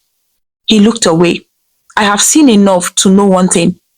True queens are chosen by heart, not clothing. Olodo's breath caught in her throat. Silence swelled between them, warm and gentle. Finally, Chendo stood. I must go before dawn. Do not worry about the insult. People can only throw stones because they see treasure. She smiled weakly. Thank you. He walked away slowly. She watched him until his shadow merged with the night. Behind her, unseen in the dark, Akudo peered through small cracks in the wall. Her eyes burned with fury. This will stop, she whispered dangerously. I will not let a poor farmer steal my niece's luck. But the ancestors were listening, and destiny, steady like river flow, did not fear Akudo's anger. For where true hearts meet, no insult can destroy the seed. The following days in Anioma Kingdom were bright and warm. The sun rose early, chasing shadows from the corners of mud huts. Women plucked bitter leaf near the streams. Children skipped stones across shallow puddles. Men sharpened hoes and prepared for another long day in the farms. Life moved like a calm river. But inside one young girl's heart, something new was growing. Oledo woke every morning feeling strangely light, as if someone had placed sunlight inside her chest. Despite Akudo's harsh commands, despite Ijoma and Akoma's laughter, there was a new strength in her steps. She swept faster. She hummed softly. She smiled at little things, the flight of a butterfly, the whistling leaves, the way the morning breeze kissed her cheek. And deep inside, she knew why. Chendo, the farmer with calm eyes and gentle hands.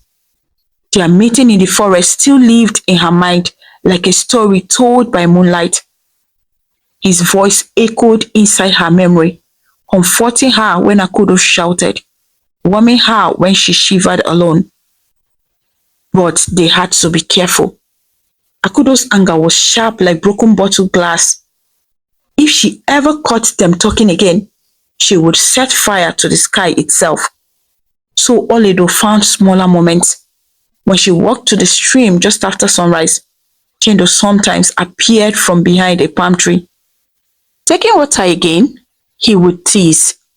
And she would answer shyly, I do not want Akudo's tongue to cut me this morning. They talked softly as she filled her clay pot. Chendo always carried the pot for her now, no matter how many times she protested. I am not made of glass, she would say, and I am not made of water. He would reply with a smile, let me carry it. Sometimes on her way back from the market, Chendo would walk behind the bushes, pretending to look for firewood, just to make sure she reached home safely. If boys teased her, one glance at Chendo's calm but stern eyes made them scatter like frightened goats. Other times, they met near mango trees later in the evening, when the compound lights dimmed and Akudo's snore rumbled like thunder. They sat side by side, sharing stories, though they did not sit too close.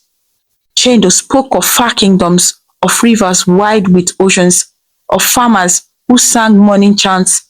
Olido listened with wide eyes, guessing he had seen more than he said.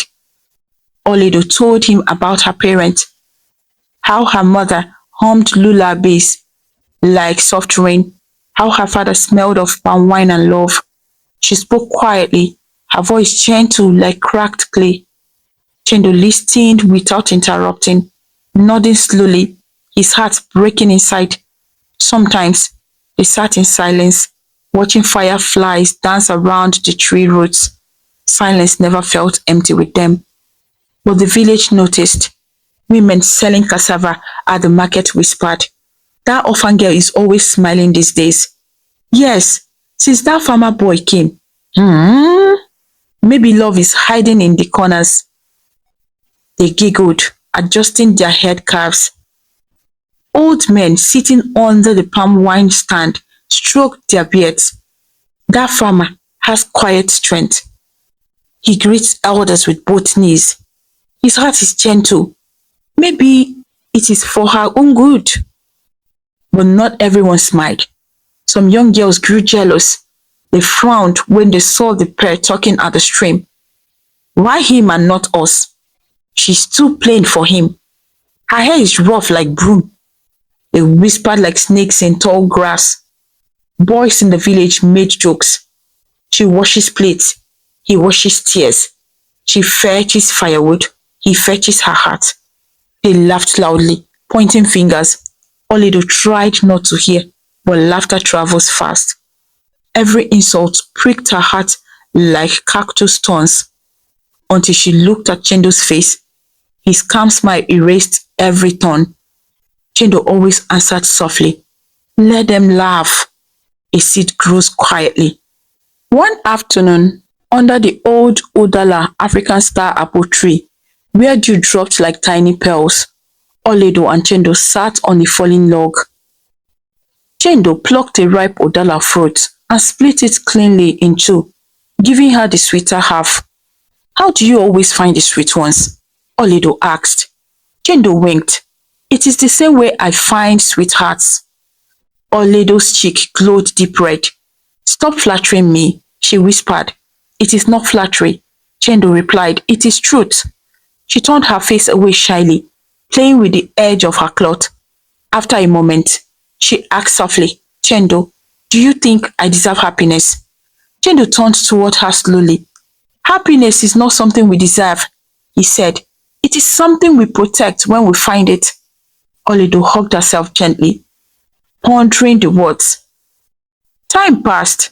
Chendo worked harder on the farm, but every swing of hoe was lighter when he thought of Oledo's smile. Every bead of sweat felt worth it. Okafor noticed. "You walk like a man with a reason," he commented one day. Chendo chuckled. "Maybe I found a reason." Okafor's wise eyes studied him. "Be careful. Not every family is ready to welcome a humble man." Chendo's jaw tightened. He remembered Akudo's insult, but he said nothing. One warm evening, villagers gathered to watch men wrestle at the community ground.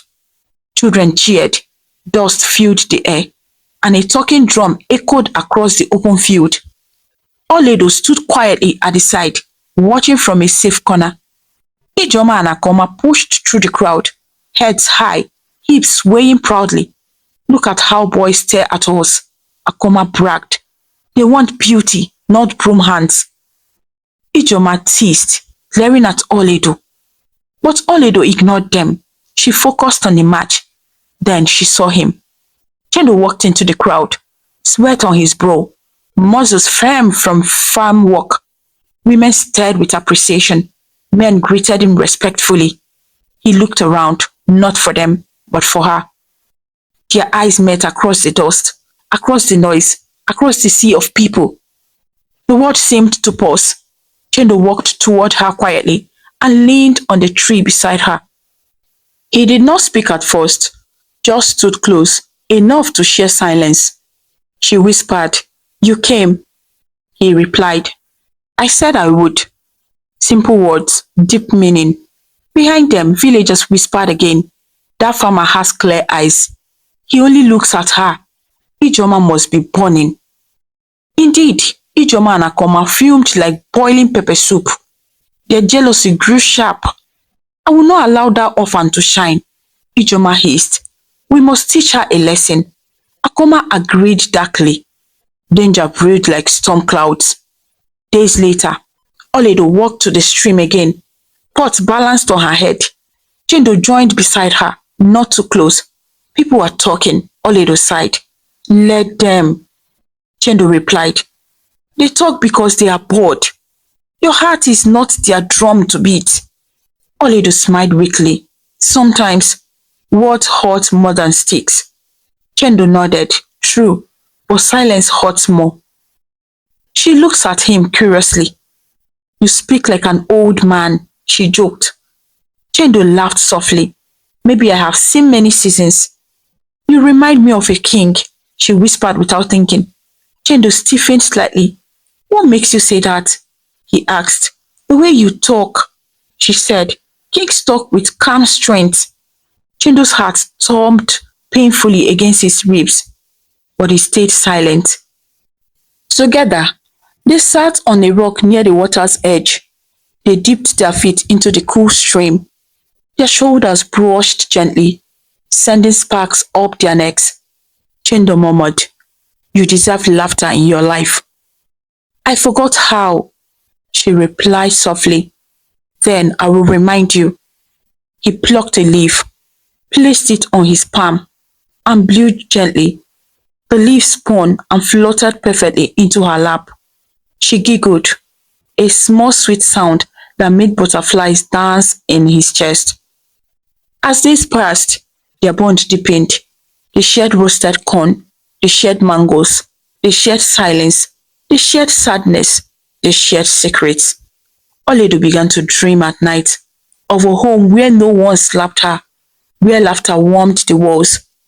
Chendo dreamed too of a throne where a gentle queen stood beside him, not for power, but for love. But gossip grew louder. A poor man and an orphan. What a funny story. She's too plain. He should find someone worthy. Some voices were sharper. Maybe she uses juju. Maybe he is controlled by water spirits. Oledo's heart shook sometimes. She sat beside the mango tree, hugging her knees. What if they are right? She whispered. Chendo found her there. What troubles your heart? He asked gently. They say I'm not good enough for you. Chendo knelt, looking into her eyes. If a voice does not build you, it is not worthy of your ears.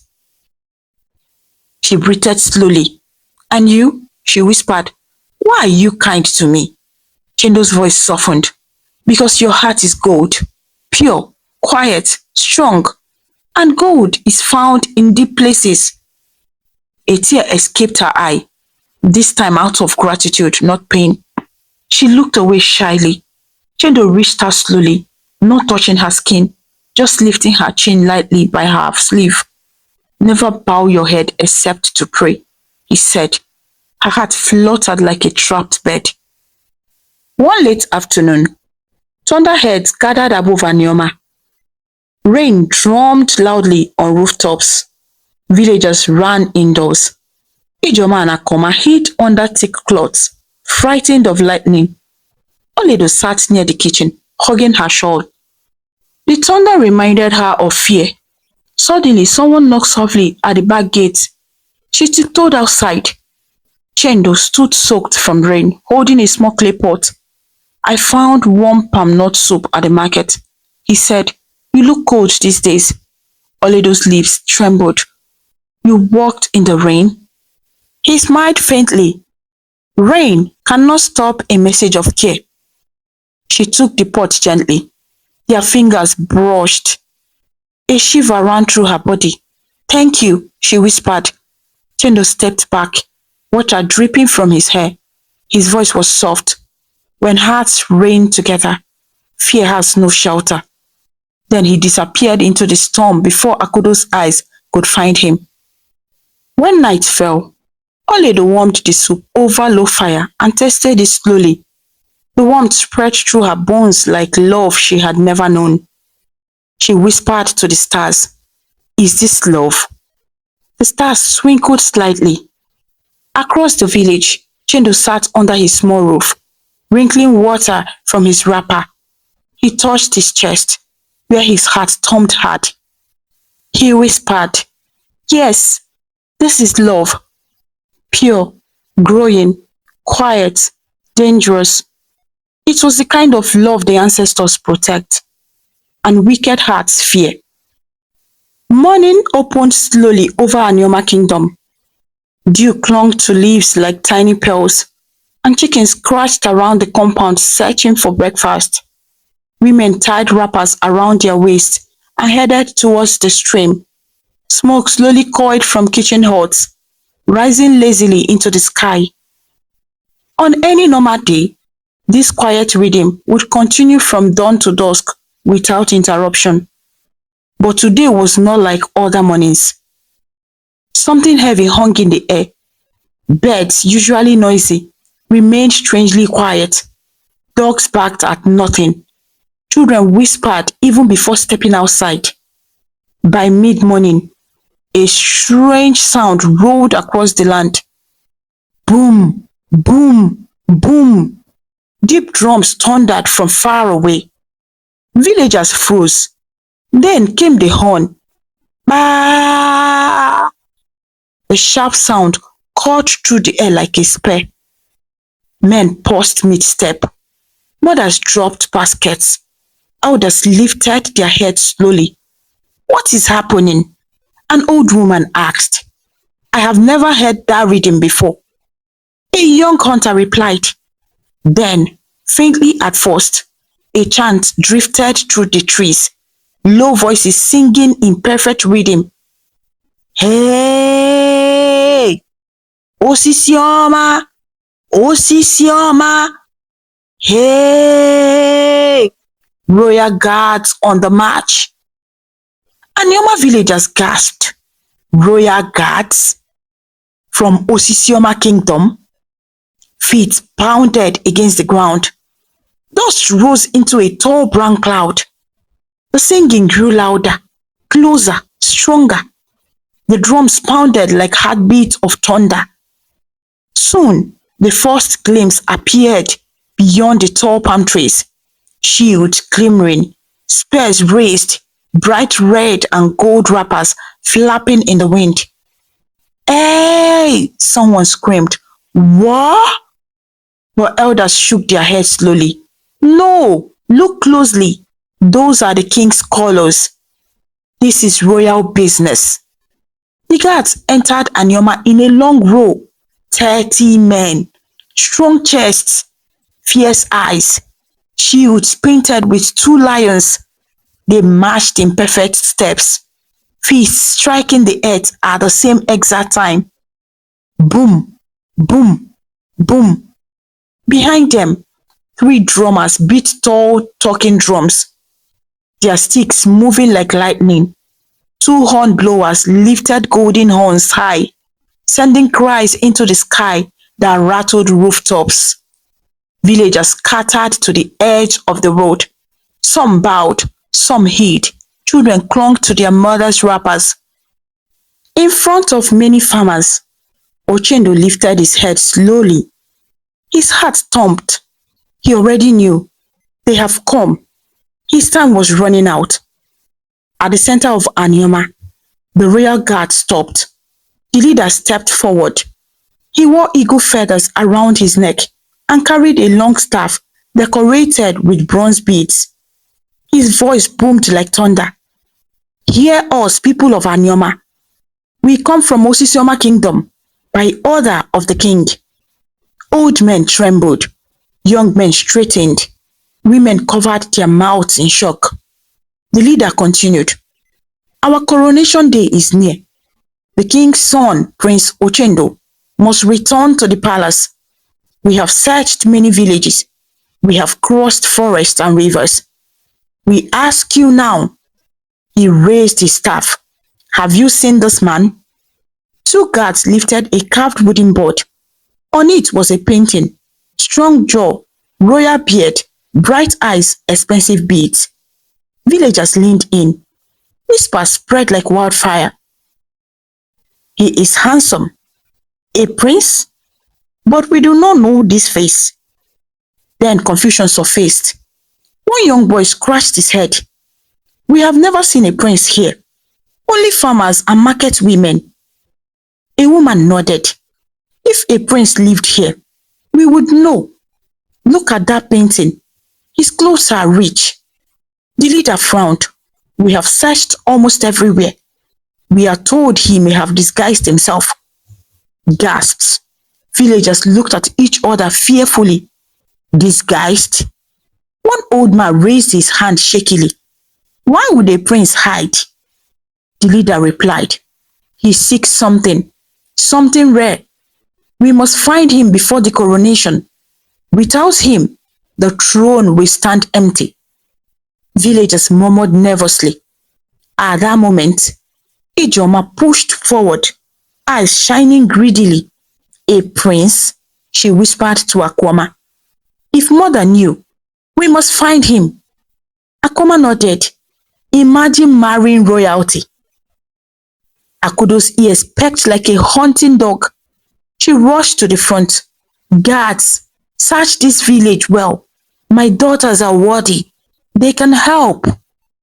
The villagers groaned silently. Akudo's pride had no boundary. The guards began walking street by street, questioning everyone. "Have you seen this face? Do you know any stranger? Is there a young man who arrived recently?" People shook their heads. "No, we know everyone here. We mind our business." But slowly, eyes turned towards the farm area, towards the simple hut, towards the boy with calm eyes, Ochendo. One boy whispered, "There is someone new, a farmer who arrived many months ago." Another added, "He greets like royalty, and he works harder than 10 men." Mama Nkechi squinted. "Come to think of it, his eyes are sharp, his words are old." The guards followed the whispers. Chendo stood silently near the palm trees, hands wrapped around a hoe. Sweat dripped down his neck. His heart beat steadily, but his face remained calm. He looked at Oledo, who stood a few huts away, confusion swarming her eyes. What was happening? The guards reached Chendo. "You," the leader boomed. "Your name?" Chendo's voice remained humble. "I am called Chendo." "Where are you from?" the guard demanded. "Far from here," he answered softly. "What lineage bears you?" the leader asked. Chendo hesitated. The villagers fell silent. Akodo stood at the back, confused. Why are they looking at that boy? Ijoma scoffed. "He is nobody." Akoma rolled her eyes. "The prince must be tall and strong, not skinny like him." But elders stared harder. Something in the way Chendo stood, something in his calm breathing, something in his silence suggested royalty. The guard's voice softened. "We have searched many lands, Prince Ochendo. We have followed your father's orders. We have prayed to the ancestors for direction." The leader knelt suddenly. "We finally found you." All 30 guards dropped to their knees.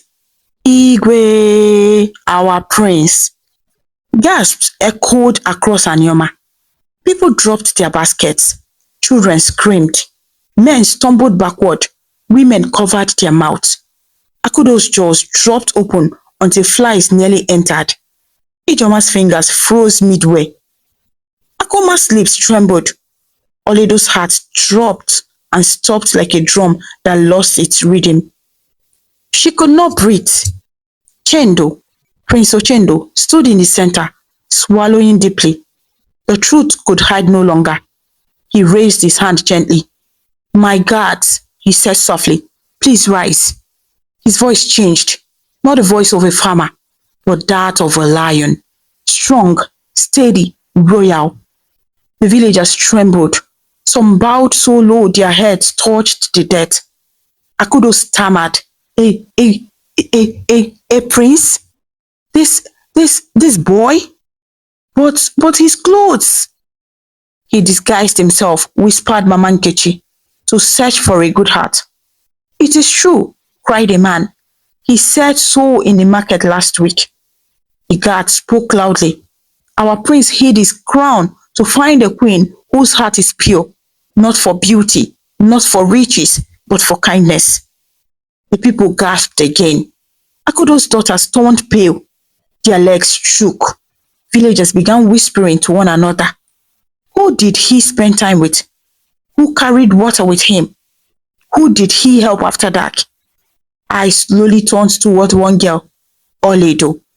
She stood frozen, tears rising like water in flood. Her lips trembled. Prince Ochendo walked toward her. Each step seemed slow, yet strong. His eyes held warmth. Oledo whispered, You are a prince all along? He nodded softly. And you? He said gently, you never treated me differently. You helped me. You laughed with me. You shared your pain. You listened. He smiled. You did not love the crown you did not see. Tears spewed down her cheeks. Behind her, Akudo burst into laughter. Fake, desperate laughter. Ah, my prince, she cried, shoving Oledo aside. Welcome. It is my daughters you spent time with. Beautiful girls. Come, my children, greet your prince. She pushed Ijoma and Akwoma forward, but the prince did not look away from Oledo, not once. Ijoma blinked rapidly. My prince, I can cook. I can sing. Akoma's voice shook. I can dance and sweep. And Prince Ochendo raised his hand. Silence fell. I have seen how you treated others, he said calmly. I saw your pride, your insults, your cruelty. Their faces reddened. And your mother, he turned toward Akudo, sent her own niece to danger so she could disappear. Gas rose everywhere. Akudo trembled. That is not the heart I want near my throne, he said firmly. Then he turned to Oledo. My queen must have a gentle soul, a forgiving heart, a spirit made of gold. He stretched his hand toward her. Oledo, will you walk with me? The world stopped. Oledo's knees weakened. She shook her head slowly, not rejecting him, but unable to believe. Me? A queen? But I sleep beside firewood. I wear torn clothes. Prince Ochendo stepped closer. A queen is chosen by her heart, not her sleeping place. The guards struck their spears into the ground 3 times. Villagers knelt and shouted, Igwe! Igwe! Akudo fell to her knees, shaking. Her mouth opened, but no words came out. Her daughters began to cry openly, faces red with shame. Prince Ochendo took Oledo's hand gently. She looked up at him through tears. He smiled.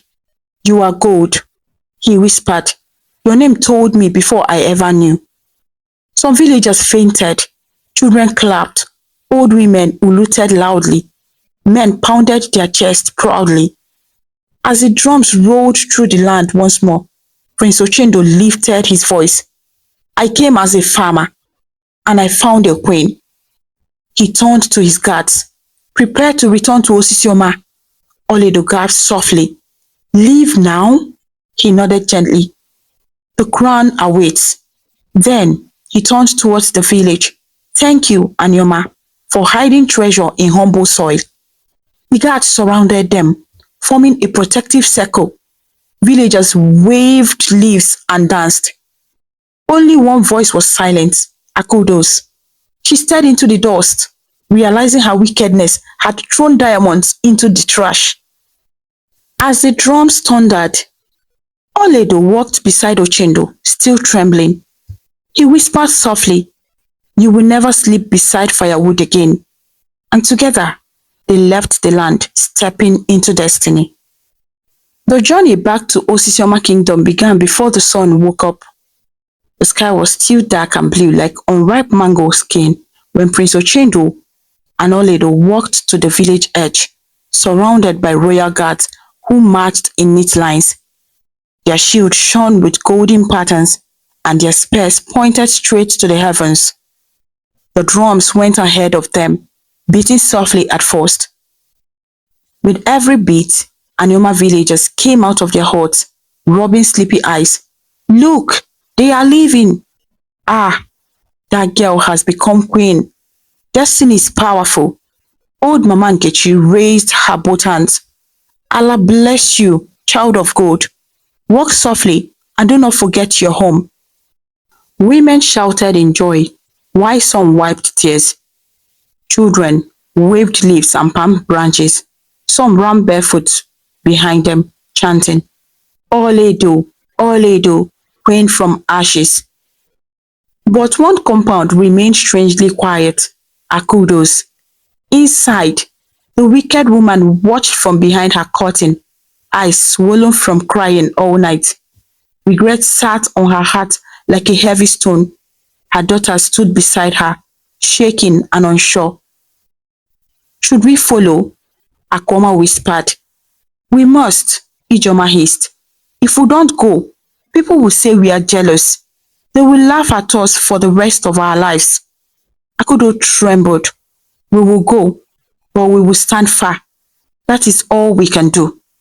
They tied their wrappers and hurried out, joining the long line of villagers walking behind the royal guards. But they stayed at the back. Every step they took felt like walking on sharp stones. Far ahead, Oledo walked quietly beside Ochendo. She clutched a small cloth bag containing the only belongings she owned: a wrapper, a wooden comb, and a faded headscarf that once belonged to her mother. Ochendo noticed her looking down at the bag with worry. "You may leave those behind," he whispered. Oledo shook her head softly. "These things remind me of home." Ochendo smiled. "Then keep them close, for even queens must remember where they came from." She exhaled slowly, warmed by his words. As the morning light broke, the road glowed golden. Birds flew overhead, announcing the rising sun. The drummers beat louder, warning neighboring villages. Villagers from surrounding lands peeked out, shocked to see a royal procession passing. "Isn't that Prince Ochendo? He was disguised. And the girl, who is she?" Rumors spread like hunger at a famine. Still they walked, over streams, past tall trees, across red sand roads, until finally towers and thick palace walls appeared on the horizon of Osisioma. Gasps spread. Children of Anioma whispered. The palace looked like heaven. Soon Osisioma villagers gathered at the gates. Their shouts rose into the sky. "Our prince returns. He is crowned today. Look, he brings his bride." Elders beat their staff on the ground with pride. The palace gate swung open with a deep groan, as though ancient spirits were welcoming their lost son. Trumpeters lifted their horns high. Palm fronds were placed on the ground. Women poured white chalk powder at the gate, a sign of purity and blessing. The palace dancers moved with white smiles, beads clinging on their waists. As Prince Ochendo and Oledo stepped in, chants broke out among thousands. "Ochendo, Lion of Osisioma! Oledo, Golden Daughter!" The sound stretched to the sky like smoke. Inside the palace courtyard, the king stood waiting. wiser, tears glistening in his eyes. When he saw his son and the girl beside him, his heart leaped like a drum beat. Ochendo, my child, he breathed. Ochendo knelt. Father, I have returned as promised, and I have found a queen whose heart is pure. Olodo bent down, forehead touching the cool earth. It felt like the whole world knelt with her. The king lifted her chin gently. You are welcome, daughter. Those four words melted her spirit into tears. Akudo, Ijoma, and Akoma stood far near the last pillar of the courtyard. They dared not come close. Their hands twisted nervously. Sweat dripped, though the air was cool. Every time someone glanced at them, they lowered their faces as shame crushed their bones. Villagers whispered, aren't those the ones who insulted her? Yes, they had no eyes. Now look at how shame has bent their backs. Ijoma bit her lips so hard it bled slightly. Akoma's knees shook without stopping. Akudo's throat tightened like rope around wood. The palace servants rushed around, preparing for celebration. Palm wine flowed from large gourds into clay cups. Freshly pounded yam steamed inside giant wooden mortars. Fish stew simmered in clay pots, the smell dancing through the palace halls. The king raised his staff. Let the feast begin. Drums exploded. Men danced in circles, stomping dust high. Women twirled, beads rattling like rain. Children beat smaller drums, smiling wide like sunrise. Oledo watched in awe. She had never seen such joy. Her stomach felt warm, her chest full. Every moment felt like a dream she might wake from. A gentle tug came to her arm. Ochendo pulled her into the dance circle. I cannot dance, she squealed. You can, he laughed, because your heart dances already. She moved shyly at first, then freely. Crowd cheered as she twirled, wrapper swelling like flowing river water. Olumen sang, Golden Queen, soft heart, bright dream. Even the king clapped along. Akudo watched from afar, hands shaking. That should have been my daughters, she whispers, tears rolling down her cheeks. But even as she spoke, her daughters were not invited to dance. No one dragged them into the circle. No one offered them palm wine. The pride had built a wall around their feet. Later, after hours of celebration, the king called for silence. The palace gong rang 3 times. Everyone bowed their heads. Tomorrow, the king announced, my son will be crowned, and his bride, Oledo, will stand beside him. All must witness. The crowd roared. Akudo, trembling, touched her daughters aside.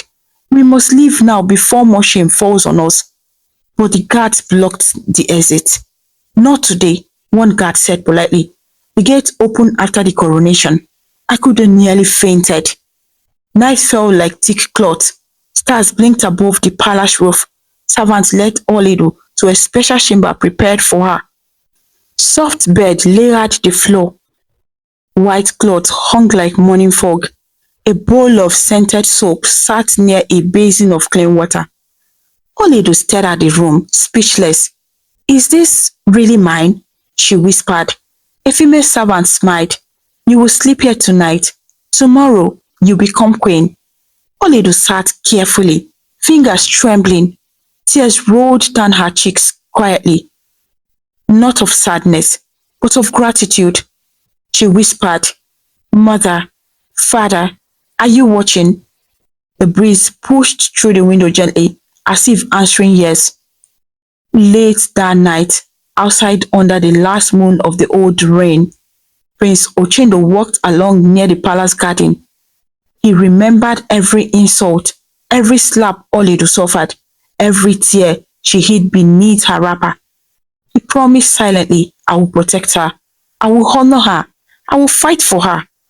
The old gardener saw him and said, Royalty is not in beads, it is in your ability to love your people. Ochendo nodded. His crown would not change his heart. At dawn, the palace woke to thunderous celebration. Horns blasted, drums rippled like waves, bells jingled. The smell of roasting goat and fresh palm wine filled the air. Crowds flooded the courtyard until it looked like a sea of people. Every roof held extra villagers. Every tree shook with hidden climbers. The king, wearing heavy beads, stepped forward. Bring forth the royal son. Prince Uchendo emerged, dressed in red and gold wrappers, a lion tooth hanging across his chest. Gasp filled the air. He looks like the sun, stronger than his father, wisdom in his eyes. Then the king lifted his staff. Bring forth the bride. A hush fell. Like a slow sunrise, Olido stepped out from behind silk curtains. She wore a wrapper woven with gold threads. Around her neck were coral beads that glowed like fire. Her hair was braided neatly, decorated with cowries and tiny bells. Her eyes glowed with peace. The moment she appeared, cheers erupted. Women shouted, men stamped their feet, children jumped up and down. Golden Queen, Golden Queen, Akudo gasped so sharply her breath caught in her throat. That is the same girl I beat, she whispered, voice cracking. Same girl we mocked. Akoma breathed, trembling. Ijoma squeezed her wrapper until her knuckles turned white. All three began to cry, not because they wanted to destroy her, but because they could never become her. Destiny had already chosen. As Oledo walked, villagers bent low, old women prayed blessings, young girls stared wide-eyed, hoping to lend kindness. When she reached Ochendo, he extended his hand. She placed hers into it softly. Together they walked to the center platform. The king lifted the crown. The drums stopped. Silence fell like a blanket. Ochendo, the king said, voice heavy with tradition, do you accept to rule with wisdom, humility, and strength? I do, Ochendo replied. Oledo, the king turned. Do you accept to stand beside him, protect his heart, honor your people, and rule with kindness? Oledo swallowed, voice shaking. I do. The king placed the crown on Ochendo's head. The drums exploded. Crowd screamed, Igwe, Igwe, long live my king, long live my king. The king lifted a smaller crown, decorated with cowries and gold. Oledo, he lowered it gently onto her head. You are queen.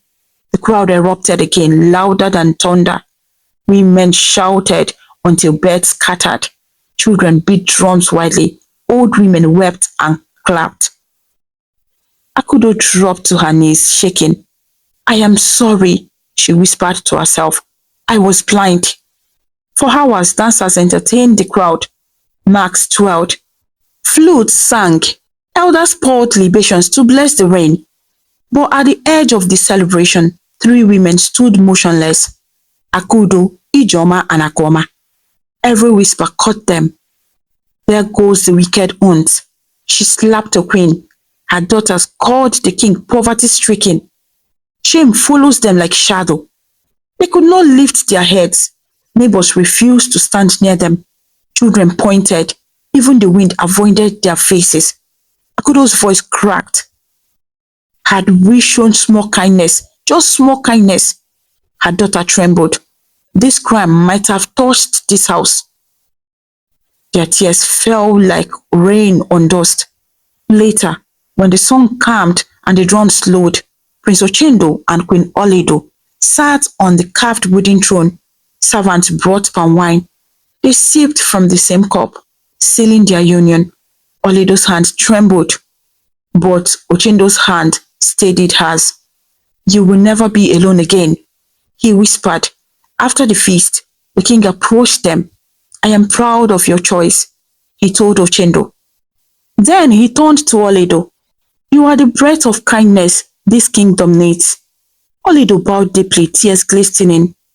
As evening colored the sky purple, Prince Ochendo noticed three figures trying to slip out of the courtyard quietly. He lifted his hand. Wait! Akudo froze. Her daughters froze. Everyone watched. The guard stepped aside, letting them stand before the throne. Olido's breath caught softly. Prince Ochendo spoke gently. You are not prisoners. Shame is not enough punishment. Akudo's lips trembled uncontrollably. I beg for forgiveness, she whispered. I was blind. I was wicked. I treated a queen like dust.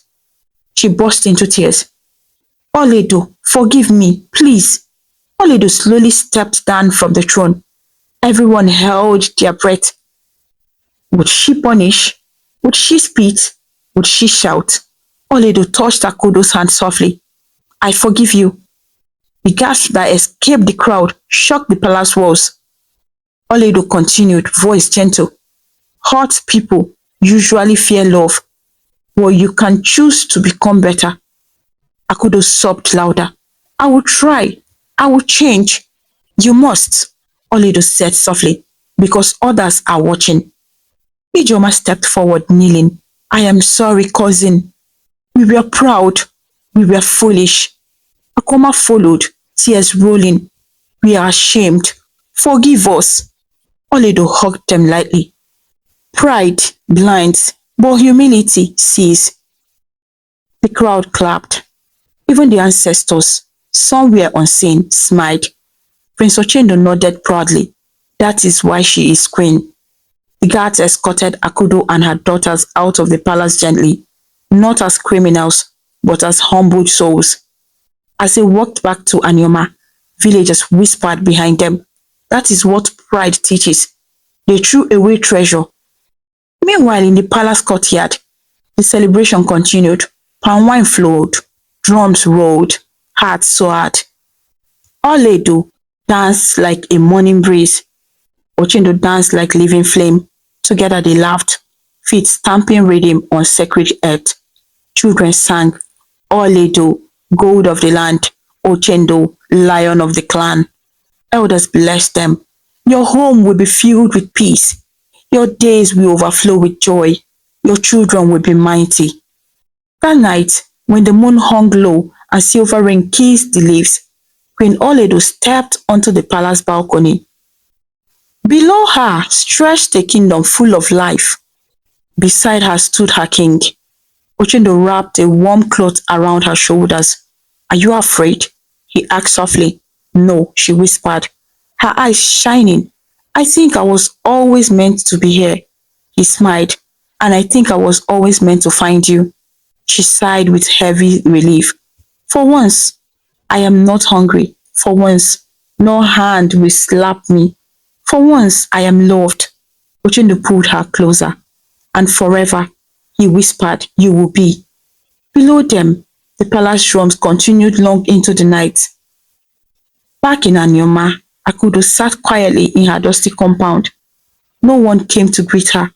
Her daughter sat at opposite ends, silent. Shame had tied their tongues. The village children passed by, singing, if you carry pride, shame will carry you. Akudo closed her ears, her eyes. I have learned, she whispered. Too late, but I have learned. She looked up in the dim moon and prayed. May Oledo never taste the suffering I gave her. Even wicked hearts can learn. Back in Osisioma, on the seventh night of celebration, the king stood before his people again. The throne is yours, Ochendo. He handed a capped lion staff to his son. And you, Oledo, will carry the light of kindness. The entire courtyard bowed low. Oledo's heart swelled. Her eyes watered. The drum thundered. Igwe, Igwe. Prince Ochendo raised his staff, and Queen Oledo lifted her small staff with a cowrie crown at its tip. The people cheered louder, waving palm fronds. Children shouted, kindness has won. As the years passed, stories spread across kingdoms. Have you heard of the queen from the humble soil? She fed the poor from the palace kitchen. She visits sick children every month. She kneels to bless farmers. She smiles at servants. Wise travelers nodded when the tale was told. A woman's heart can make a kingdom rise.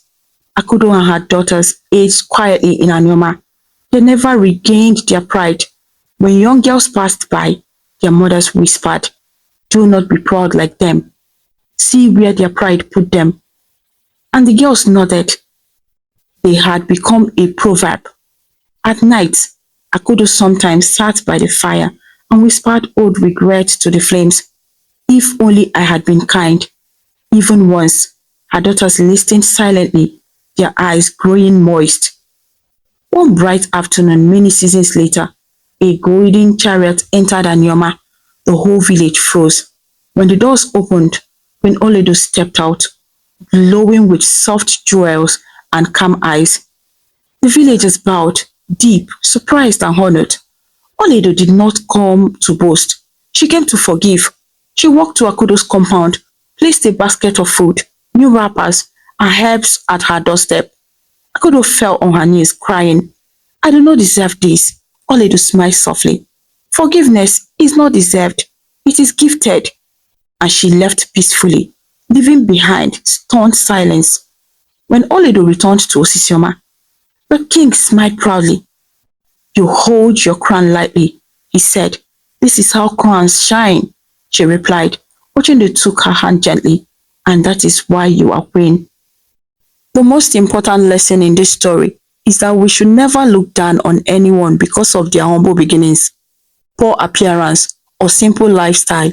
For true value lies in kindness, humility, and a good heart.